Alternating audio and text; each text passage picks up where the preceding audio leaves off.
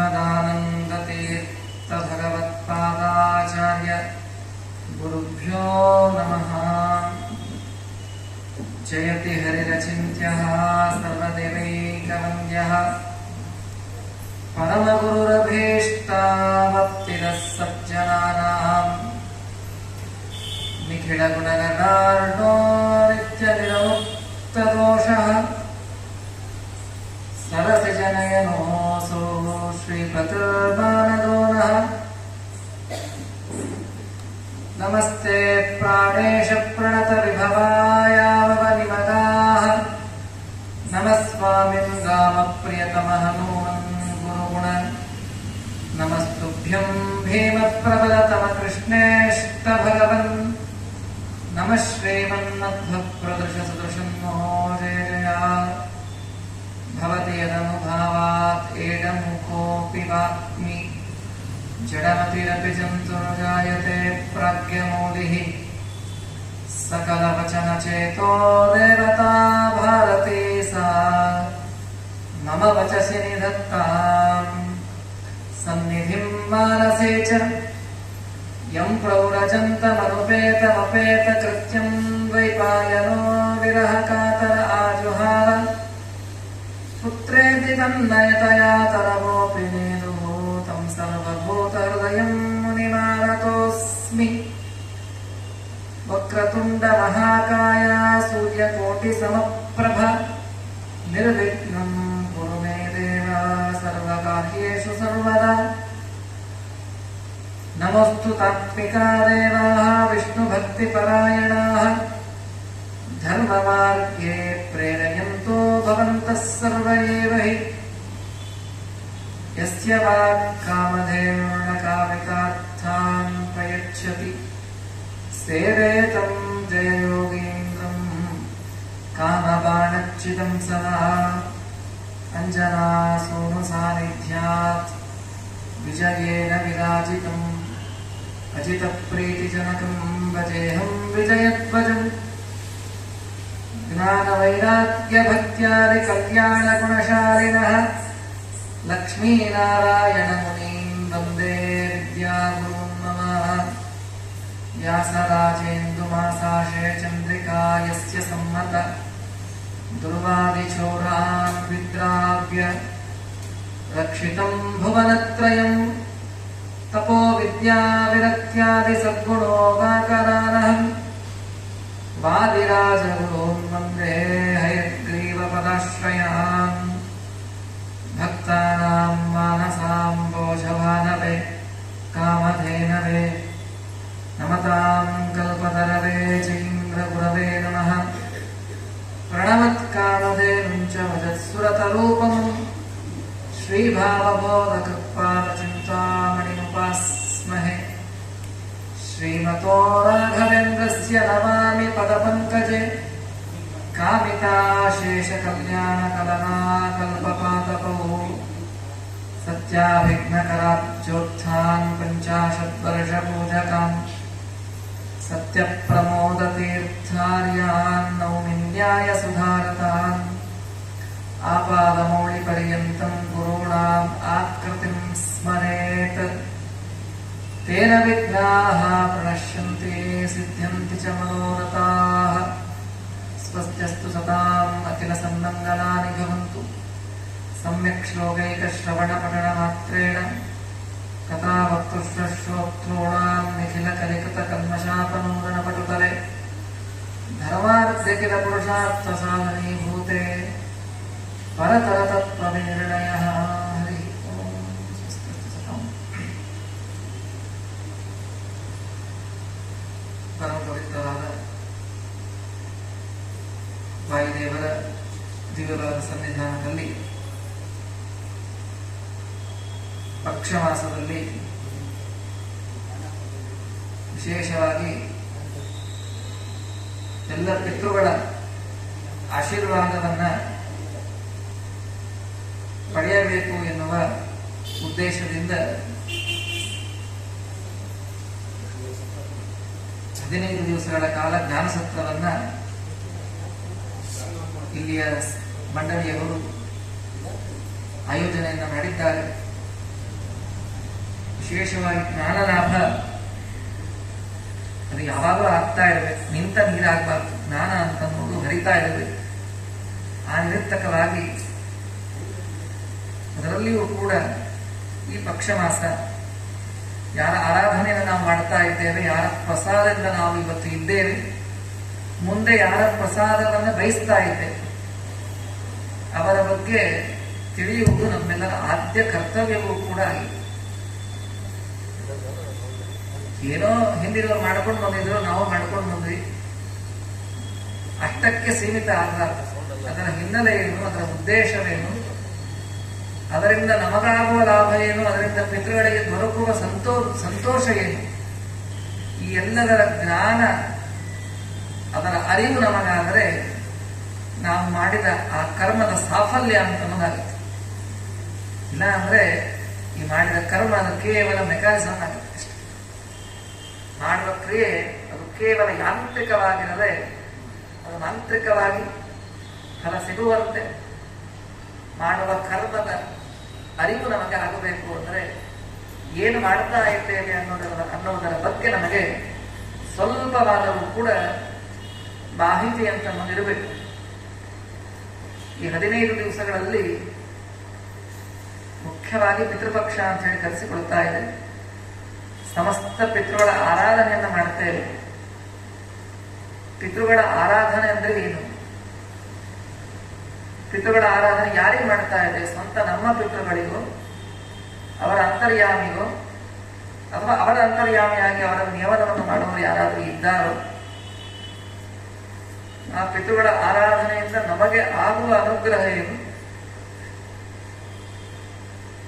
ಮಾಡುವ ಈ ಎಲ್ಲ ಕರ್ಮ ಏನಾದ್ರೂ ಹಿನ್ನೆಲೆ ಇದೆಯಾ ಅಥವಾ ಸುಮ್ಮನೆ ಸಂಪ್ರದಾಯ ಅಂತ ಹೇಳಿ ಮಾಡ್ತಾ ಇದ್ದೇವೆ, ಅಥವಾ ಏನಾದ್ರೂ ಒಂದು ಕಾರಣವಿದೆಯಾ? ಎಲ್ಲ ಜಿಜ್ಞಾಸೆಗಳು, ಸಂಶಯಗಳು, ಅದರ ಜ್ಞಾನ ಇದು ನಮಗೆ ಆದಾಗ ನಾವು ಮಾಡುವ ಕರ್ಮದ ಫಲ ಅಂತ ನಮಗೆ ಸರಿಯಾಗಿ ಸಿಗತ್ತೆ. ಅದಕ್ಕೋಸ್ಕರ ಇಲ್ಲಿ ವ್ಯವಸ್ಥಾಪಕರ ಅಪೇಕ್ಷೆಯಂತೆ 3 ದಿವಸಗಳ ಕಾಲ ಆ ಪಿತೃಗಳ ಆರಾಧನೆಯನ್ನ ಮಾಡೋದಕ್ಕೆ ಇರುವ ಮಾಧ್ಯಮ ಯಾವುದು ಅಂದ್ರೆ ಅದೇ ಶ್ರಾದ್ದ ಅಂತ ಹೇಳಿ. ಹಾಗಾದ್ರೆ ಈ 3 ದಿವಸ ನಾವು ಏನು ತಿಳಿಯಕ್ಕೆ ಪ್ರಯತ್ನ ಮಾಡ್ತಾ ಇದ್ದೇವೆ ಅಂದ್ರೆ ಶ್ರಾದ್ದ ಅಂದ್ರೆ ಏನು, ಹೇಗೆ, ಏಕೆ ಇದು ತಿಳ್ಕೊಳ್ಬೇಕು. ಇನ್ನ ಶ್ರಾದ್ದದ ಬಗ್ಗೆ ಅನೇಕ ಪುರಾಣಗಳು ಏನು ಹೇಳ್ತಾ ಇವೆ, ಯಾವೆಲ್ಲ ಪುರಾಣಗಳಲ್ಲಿ ಶ್ರಾದ್ದದ ಬಗ್ಗೆ ತಿಳಿಸಿಕೊಟ್ಟಿದ್ದಾರೆ, ಶ್ರಾದ್ದದ ಹಿರಿಮೆಯನ್ನ ವ್ಯಕ್ತ ಮಾಡಿದ್ದಾರೆ, ತಾವು ಆ ಕ್ರಿಯೆಯನ್ನ ಮಾಡುವ ಮೂಲಕ ನಮಗೆ ಒಂದು ಸಂದೇಶವನ್ನು ಕೊಟ್ಟಿದ್ದಾರೆ.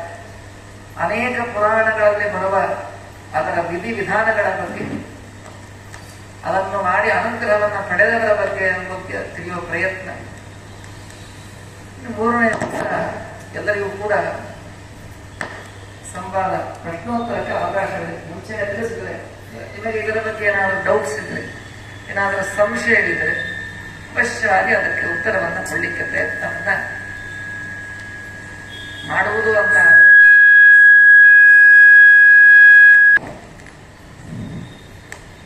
ಈ 3 ದಿವಸಗಳ ಕಾಲ ಆ ಶ್ರಾದ್ದದ ಬಗ್ಗೆ ಯಥಾಮತಿಯಾಗಿ ತಿಳಿಯುವ ಪ್ರಯತ್ನವನ್ನ ನಾವೆಲ್ಲರೂ ಕೂಡ ಸೇರಿ ಮಾಡೋಣ. ಯಾಕೆ ಯಾವುದನ್ನು ಅದು ಅದರ ಜ್ಞಾನಮುಖಾಂತರವಾಗಿರತಕ್ಕಂತಹ ಅದರ ಬಗ್ಗೆ ತಿಳಿದಾಗಲೇ ಅದಕ್ಕೆ ಸಾರ್ಥಕ್ಯ. ಶಬ್ದ ಮಾಡ್ತಾ ಇದ್ದೇವೆ, ಅಲ್ಲಿ ಎಳ್ಳು ನೀರು ಬಿಡುವಂತಂದ್ರು, ಇಲ್ಲಿ ಪಿಂಡ ಇಡುವಂತಂದ್ರು, ಅಲ್ಲಿ ವಿಸರ್ಜನೆ ಮಾಡುವಂತಂದ್ರು, ಮಾಡಿದ್ವಿ ಬಂದು ಯಾಕೆ ಮಾಡಿದ್ವಿ? ಅವ್ರು ಹೇಳಿದ್ರು ಆಚಾರ್ಯ ಮಾಡಿದ್ವಿ. ಅದು ಇಲ್ಲಿ ಕಾರಣವೇನು? ಅಲ್ಲೇ ಯಾಕಿರ್ಬೇಕು? ಹೀಗೆ ಯಾಕೆ ಇಡಬೇಕು? ಹೀಗೆ ಯಾಕೆ ಇಡಬೇಕು? ಅನ್ನವನ್ನೇ ಯಾಕೆ ಉಪಯೋಗ ಮಾಡಬೇಕು? ಎಳ್ಳನ್ನೇ ಯಾಕೆ ಉಪಯೋಗ ಮಾಡಿದರು? ಇದೆಲ್ಲದರ ಬಗ್ಗೆ ಧರ್ಮಶಾಸ್ತ್ರಗಳು, ಪುರಾಣಗಳು, ಇತಿಹಾಸಗಳು ಏನು ತಿಳಿಸಿಕೊಡ್ತಾ ಇವೆ ಅನ್ನೋದರ ಬಗ್ಗೆ 3 ದಿವಸಗಳ ಕಾಲ ಯಥಾಮತಿಯಾಗಿ ಸ್ವಲ್ಪ ಅದರ ಬಗ್ಗೆ ಚಿಂತನವನ್ನ, ಮಂಥನವನ್ನ ಮಾಡಿಕೊಂಡು ಅದರ ವಿಷಯಕವಾಗಿರ್ತಕ್ಕಂತಹ ಜ್ಞಾನವನ್ನು ಪಡೆಯುವ ಪ್ರಯತ್ನ. ಯಾಕೆ ಅಂದ್ರೆ ನಾವು ಬದುಕಿದ್ದಕ್ಕೆ ಸಾರ್ಥಕತೆ ಏನು ಅಂತ ಪ್ರಶ್ನೆ. ಬದುಕಿದ್ದಕ್ಕೆ ಸಾರ್ಥಕತೆ. ನಾವು ಬದುಕಿವಲ್ಲ, ಇದೇ ಸಾರ್ಥಕತೆ. ನಾವು ಬದುಕಿರೋದು ಸಾರ್ಥಕತೆ ಅಲ್ಲ, ನಾವು ಬದುಕಿದ್ದಕ್ಕೆ ಸಾರ್ಥಕತೆ. ಈ ಪ್ರಶ್ನೆಗೆ ಉತ್ತರ ಸಿಗಬೇಕು. ಇಲ್ಲಿ ಬಂದಿರಿ, ಎಲ್ಲಿಂದ ಬಂದಿರಿ ಸರ್? ನಮ್ಮನೆಯಿಂದ ಬಂದಿದೆ ಸರ್. ನಿಮ್ಮನೆಯಿಂದ ಇಲ್ಲಿ ಬಂದಿದೆ. ನಿಮ್ಮನೆಗೆ ಎಲ್ಲಿಂದ ಬಂದಿದೆ? ನಿಮ್ಮನೆಗೆ ಬರಬೇಕಾದ್ರೆ ನಮ್ಮಮ್ಮನಿಂದ ಬಂದಿದೆ. ನಿಮ್ಮಮ್ಮನ ಹೊಟ್ಟೆಗೆ ಎಲ್ಲಿಂದ ಬಂದಿದೆ? ನಮ್ಮಪ್ಪನಿಂದ ಬಂದಿದೆ. ನಿಮ್ಮಪ್ಪ ಹತ್ರ ಎಲ್ಲಿ ಬಂದಿದೆ? ಹತ್ರ ಹಿಂದೆ ಬೆಳೀತಾ ಹೋಗ. ಹಾಗಾದ್ರೆ ನಾವು ಎಲ್ಲಿಂದ ಬಂದಿದ್ದೇವೆ ಯಾರ್ಯಾದ್ರೂ ಗೊತ್ತಾ? ಹುಡುಕ್ತಾ ಹೋದ್ರೆ ನೋಡಿ, ನಾವು ಪತ್ರ, ಹಳೆ ಕಾಲದಲ್ಲಿ ಪತ್ರ ಬರೆಯೋದಿತ್ತು. ಏನ್ ಬರಿತಾ ಇದ್ದೀವಿ ಮೊದಲು? From to. ನಾವು ಎಲ್ಲಿಂದ ಬಂದೇವೆ ಯಾರಿಗೂ ಗೊತ್ತಿಲ್ಲ. ನಾವೆಲ್ಲಿಂದ ಬಂದೇವಿ? ಮನೆಯಿಂದ ಬಂದೇವಿ. ಹಿಂಗೆ ಅಡ್ರೆಸ್ ಹೇಳೋದು ಮುಖ್ಯ ಅಲ್ಲ. ನೀನು ಮೊದಲು ಬಂದಿದ್ದು ಎಲ್ಲಿಂದ? ಅದಕ್ಕೆ ಉತ್ತರ ಯಾರಿಗಾದ್ರೂ ಗೊತ್ತಿಲ್ಲ, ಯಾರಿಗೂ ಗೊತ್ತಿಲ್ಲ. ಹೋಗ್ಲಿ, ಇಲ್ಲಿಂದ ಮುಂದೆ ಎಲ್ಲಿ ಹೋಗ್ತೀಯ ಎಂಬುದು ಗೊತ್ತಿಲ್ಲ. ಟು, ನೀ ಎಲ್ಲಿ ಹೊಂಟಿಯಪ್ಪ? ಪುರಾಣ ಅಂದ್ರೆ ಮನೆಗೆ ಹೋಗ್ತೀವಿ ಸರ್. ನೀವು ಹೊಸಪೇಟೆಗೆ ಹೋಗ್ತೀರಿ, ನಾವು ನಮ್ಮ ಮನೆಗೆ ಹೋಗ್ತೀವಿ. ಇಲ್ಲಿ ಅಲ್ಲ, ಈ ಬದುಕಿದ ನಿಮ್ಮ ಜೀವನದ ಆಯುಸ್ಸು ಮುಂದೆ ನೀ ಎಲ್ಲಿ ಹೋಗಿ, ನಿನ್ನ ಪಯಣ ಎಲ್ಲಿಗೆ, ಮುಂದಿನ ಪಯಣ ಎಲ್ಲಿಗೆ? ನಮಗೆ ಫ್ರಮ್ ಅಡ್ರೆಸ್ ಗೊತ್ತಿಲ್ಲ, ಟು ಅಡ್ರೆಸ್ ಗೊತ್ತಿಲ್ಲ. ಅದ್ರ ಭಾರಿ ಹಾರಾಡ್ತಾ ಇದ್ದೇವೆ. ಇಲ್ಲಿ ಫ್ರಂಟ್ ಅಲ್ಲಿ ಹಾರಾಡ್ತಾ ಇದ್ದೇವೆ. ನಾವು ಭಾರಿ, ನಮ್ದು ಭಾರಿ ಅಂತ ಭಾರಿ ಹಾರಾಟ. ಇದು ಯಾವುದೂ ಉಪಯೋಗ ಇಲ್ಲ. ಹಾಗಾದ್ರೆ ನಾವು ಎಲ್ಲಿಂದ ಬಂದಿದ್ದೇವೆ, ನಮ್ಮ ಗಮ್ಯಸ್ಥಾನ ಎಲ್ಲಿದೆ, ಇದು ತಿಳ್ಕೊಳ್ಬೇಕು. ಅದು ನಮ್ಮ ಜೀವನದ ಸಾರ್ಥಕತೆ. ಹಾಗಾದ್ರೆ ಅದನ್ನು ತಿಳ್ಕೊಳ್ಳಿಕ್ಕೆ ಇರುವ ಒಂದು ಭಾಗ ಕೂಡ ಶ್ರಾದ್ದವೇ ಆಗುತ್ತೆ ಅಂತ ಹೇಳ್ಬೋದು. ಹಾಗಾಗಿ ಅದಕ್ಕೋಸ್ಕರ ಅದರ ಬಗ್ಗೆ ಕೆಲವು ವಿಚಾರಗಳನ್ನು ತಿಳಿಯುವ ಪ್ರಯತ್ನ ಯಾವುದೇ ಆಗಲಿ. ಅದಕ್ಕೆ ಜಗನ್ನಾಥ ಅಂತಾರೆ, ಸಿರಿ ನಿಲಯನ ಗುಣಗಳ ತಿಳಿದು ಭಜಿಸುವುದೇ ಫಲವಿದು ಬಾಳು. ಸುಮ್ಮನೆ ಭಜನೆ ಮಾಡಿದ್ರೆ ಅಲ್ಲ, ಸುಮ್ಮನೆ ತಾಳ ತಗೊಳ್ಕೊಟ್ಟು ದಾಸನ ಮಾಡಿದ್ದು ಅಂತಂದ್ರೆ ಗಂಟಲು ಶೋಷಣೆ ಆಯಿತು, ತಾಣ ಸಹಿತ ಹೊರತಾಗಿ ಅದರಿಂದ ಬಂದ ಪ್ರಯೋಜನವೇನಿಲ್ಲ. ಹಾಗಾದ್ರೆ ಪ್ರಯೋಜನ ಯಾವಾಗ ಬರ್ತದೆ? ದೇವರ ಬಗ್ಗೆ ಸರಿಯಾಗಿ ತಿಳಿದಾಗ. ಬರೀ ದೇವರಿಗೆ ಅಷ್ಟೇ ಹೇಳಿದ್ರು ಅಲ್ಲ, ಮಾಡುವ ಎಲ್ಲ ಕರ್ಮಗಳಲ್ಲೂ ಇದನ್ನು ಅನ್ವಯ ಮಾಡ್ಕೊಳ್ಬೇಕು. ಏನು ಮಾಡ್ತಾ ಇದ್ದೀವಿ, ಅದನ್ನು ಯಾಕೆ ಮಾಡ್ತಾ ಇದ್ದೀವಿ, ಅದರ ಉದ್ದೇಶವೇನು, ಅದರ ಹಿನ್ನೆಲೆ ಏನು, ಅದರಿಂದ ನಮಗಾಗುವ ಲಾಭವೇನು, ಇಷ್ಟಿಟ್ಟುಕೊಂಡು ಆ ಕರ್ಮವನ್ನು ನಾವು ಮಾಡಿದಾಗ ಆ ಕರ್ಮಕ್ಕೆ ನಿಜವಾದ ಸಾಫಲ್ಯ ಅಂತ ಅನ್ನೋದು ಬರ್ತದೆ. ಆ ಉದ್ದೇಶದಿಂದ ಶ್ರಾದ್ದದ ಬಗ್ಗೆ ಕೆಲವು ಮಾಹಿತಿಗಳನ್ನ ಈ 3 ದಿವಸಗಳ ಕಾಲ ಯಥಾಮತಿಯಾಗಿ ನೋಡುವ ಪ್ರಯತ್ನವನ್ನು ಮಾಡೋಣ ಅಂತ ಹೇಳ್ತಾ, ಕಲಿಗಾಲದಲ್ಲಿ ಮೂಲಭೂತವಾದ ಪ್ರಶ್ನೆ ಎಂದರಿತು. ಸೋಕಾಲ್ಡ್ ಬುದ್ಧಿವಂತ ಸ್ವಲ್ಪ ಸಾಲಿ ಓದಿ, ಸ್ವಲ್ಪ ಇವರು 1-2 ಅಕ್ಷರ ಇಂಗ್ಲಿಷ್ ಕಲ್ತು ಬಿಟ್ರೆ, ಸ್ವಲ್ಪ 1-2 ದೊಡ್ಡ ಪೊಸಿಷನ್, ಒಂದು ಹುದ್ದೆ ಬಂತು ಅಂದ್ಬಿಟ್ರೆ, ನಮ್ಮಷ್ಟು ಬುದ್ಧಿವಂತರು ಯಾರೂ ಇಲ್ಲ ಅಂತ 2 ಕೋಡ್ ಬಂದಿರ್ತಾರೆ ಮನುಷ್ಯನಿಗೆ. ಯಾವಾಗ ತಾನೇ ಬುದ್ಧಿವಂತ ಅನ್ನೋ ಭ್ರಮೆಯಲ್ಲಿ ತಾನಿರ್ತಾನೋ ಆವಾಗ ಇನ್ನೊಬ್ಬರು ಮಾಡುವ ಕೆಲಸಗಳನ್ನು ಪ್ರಶ್ನೆ ಮಾಡಿ ಪ್ರಾರಂಭ ಮಾಡ್ತಾನೆ. ಇದೇನು ದೊಡ್ಡ ಸಂಪ್ರದಾಯ, ಇದು ಮಾಡೋದ್ರಿಂದ ಏನು ಲಾಭ, ಇದನ್ನು ಯಾಕೆ ಮಾಡ್ತೀರಿ, ಎಷ್ಟು ಅನ್ನ ವೇಸ್ಟ್ ಮಾಡ್ತೀರಿ, ಅದನ್ನೇ ಬಡವರಿಗೆ ಕೊಟ್ಟಿದ್ದ ಲಾಭ ಆಗ್ತಾ ಇರಲಿಲ್ಲ. ಹೌದಾ? ಇಲ್ಲಿ ಪಿಂಡ ಮಾಡಿದ್ದು ಏನು ಮಾಡ್ತಿಲ್ಲ, ಕಾಲಿಗೆ ಹಾಕ್ತೀರಿ, ಇಲ್ಲ ಆಕಳಿಗೆ ಇಡ್ತೀರಿ, ಇಲ್ಲ ಭೂಮಿಯನ್ನು ತೋಡಿಡ್ತೀರಿ. ಎಷ್ಟೆಷ್ಟು ಜನ ಮಾಡ್ತಾರೆ ಮತ್ತೆ ಪಿಂಡಾರಾಧನೆ. ಅಷ್ಟು ಅನ್ನ ವೇಸ್ಟ್ ಆಗೋದು. ಎಷ್ಟು ಜನ ಹಸ್ತವ್ರು, ಎಷ್ಟು ಜನ ಇದ್ದಾರೆ, ಕೊಡ್ಬೋದಲ್ಲ. ಹೀಗೆ ತಮ್ಮ ಬುದ್ಧಿವಂತಿಕೆಯನ್ನ ತಾವು ಮಾಡೋದಿಲ್ಲ, ಮಾಡೋರಿಗೆ ಇಂಥ ಸಣ್ಣ ಹುಳ ಬಿಟ್ಬಿಡ್ತಾರೆ. ಹೌದಲ್ಲ, ಅವ್ರು ಹೇಳೋದು ಸರಿ ಅಂತ ಮೇಲ್ನೋಟಕ್ಕೆ ಅವ್ರು ಹೇಳೋದು ಸರಿ ಅಂತ ಅನ್ಸ್ಬಿಡ್ತದೆ ನಮಗೆ. ಯಾಕೆ ಇಷ್ಟು ವೇಸ್ಟ್ ಮಾಡಬೇಕು, ಇದರಿಂದ ಮಾಡೋದ್ರಿಂದ ಏನ್ ಲಾಭ ಇದೆ, ಹೀಗೆ ಅನೇಕ ಪ್ರಶ್ನೆಗಳನ್ನ ಮಾಡಲಿಕ್ಕೆ ಪ್ರಾರಂಭ ಮಾಡ್ತಾರೆ. ಈ ಶ್ರಾದ್ದ ಮಾಡ್ತಾ ಇದ್ದೀರಿ, ಯಾಕೆ ಮಾಡ್ತಾ ಇದ್ದೀರಿ? ನಮ್ಮಪ್ಪ ಅವರಪ್ಪನ ಮಾಡಿದ್ದಾರೆ, ನಾ ಮಾಡ್ತಾ ಇದ್ದೀನಿ. ನಿಮ್ಮಪ್ಪ ಅವರಪ್ಪನ ಯಾಕೆ ಮಾಡಿದ್ದ? ಅವರಪ್ಪ ಮಾಡೋದು ಅವ ನೋಡಿದ್ದ, ಅವ ಮಾಡಿದ. ಮುಂದೆ ನೀವು ಶ್ರಾದ್ದ ಮಾಡ್ಬೇಕಂದ್ರೆ ನಿಮ್ಮ ಮಕ್ಕಳು ಬಂದಿಲ್ರಿ, ಯಾಕಂದ್ರೆ ಅವ್ರು ಸಾಲಿಗೆ ಹೋಗ್ಬಿಟ್ಟಾರೆ, ಇಲ್ಲೇ ಕೆಲಸ ಮಾಡ್ತಾ ಬೆಂಗಳೂರಾಗಿದ್ದಾರೆ. ಮುಂದೆ ಅವ್ರು ಮಾಡೋದಿಲ್ಲ, ಯಾಕಂದ್ರೆ ಅವರಪ್ಪ ಮಾಡೋ ಶ್ರಾದ್ದ ನೋಡಿಲ್ಲ. ನೀವು ಯಾರು ಮಾಡ್ತಾ ಇದ್ದೀರಿ, ನೀವು ನಿಮ್ಮಪ್ಪ ಶ್ರಾದ್ದ ಮಾಡಿದ್ ನೋಡಿರಿ, ಹಾಗಾಗಿ ನೀವು ಮಾಡ್ತಾ ಇದ್ದೀರಿ. ಈಗ ನಿಮ್ಮ ಮಕ್ಕಳು ಮುಂದೆ ಮಾಡ್ತಾರಪ್ಪ ಗ್ಯಾರಂಟಿ ಸರ್ವತಾ ಇಟ್ಕೊಂಡ್ಬಿಟ್ಟು. ಯಾಕಂದ್ರೆ ನೀವು ಶ್ರಾದ್ದ ಮಾಡ್ಬೇಕಾದ್ರೆ ನಿಮ್ಮ ಮಕ್ಕಳಿಗೆ ಸಾಲಿ ರಜೆ ಹಾಕ್ಸಿಲ್ಲ, ಶ್ರಾದ್ದ ಮಾಡ್ಬೇಕಾದ್ರೆ ಮನೆಗೆ ಇರ್ರಿ ಅಂತ ಹೇಳಿಲ್ಲ, ಇವ್ರು ನಮಸ್ಕಾರ ಮಾಡ್ರಿ, ಇದು ಪ್ರಸಾದ, ಇದರ ಮಹಿಮೆ ಏನು ಹೇಳ್ಕೊಟ್ಟಿಲ್ಲ. ಹೀಗಾಗಿ ಅವ್ರು ಮುಂದೆ ಮಾಡ್ತಾರೆ ಅನ್ನೋ ಗ್ಯಾರಂಟಿ ಇಲ್ಲ. ನೀವು ಯಾಕೆ ಮಾಡ್ತೀರಿ? ನೀವು ಹಿಂದೆ ನೋಡ್ತಾ ಇದ್ದೀರಿ, ನೀವು ಮಾಡ್ತಾ ಇದ್ದೀರಿ. ಮುಂದಿನವರು ನೋಡಿದ್ರೆ ಇವತ್ತು ಯಾವತ್ತೋ ಹಿಂದೆ 50-60 ವರ್ಷ ಇದ್ದ ನಿಮ್ಮ ಮಗ ಅನ್ಕೊಡ್ರಿ, ಆ 50-60 ವರ್ಷದಲ್ಲಿ 1 ಸಲಿನೋ 2 ಸಲಿನೋ ಶ್ರಾದ್ದ ಮಾಡಿ ನೋಡಿದ್ದ ಅಂದ್ರೆ ಒಂದೇ ಸರಿ ಮಾಡ್ಕೋಬೇಕು ಅಂತ ನಾವು ಪ್ರತಿ ಸಲ ಮಾಡ್ಬೇಕನ್ನೋ ಬುದ್ಧಿನೂ ಬರೋದಿಲ್ಲ. ಹಾಗೆ ಒಂದ್ಸಲಿ ಮಾಡಿದ್ರೆ ಸಾಕು, ಈ ಬುದ್ಧಿನೂ ಬರ್ಲಿಕ್ಕಿಲ್ಲ. ಹಾಗಾದ್ರೆ ಮುಂದೆ ಮಾಡ್ತಾರೆ ಅನ್ನೋ ಗ್ಯಾರಂಟಿ ಕೂಡ ಇಲ್ಲ. ಹಾಗಾಗಿ ಇದು ಕೇವಲ ಯಾಂತ್ರಿಕವಾದ ಆಚರಣೆಯಾಗಬಾರದು. ಇದರ ಉದ್ದೇಶ, ಇದರ ಹಿನ್ನೆಲೆ ಇದು ಅವಶ್ಯವಾಗಿ ತಿಳಿಯುವ ಕರ್ತವ್ಯವಾಗಿದೆ.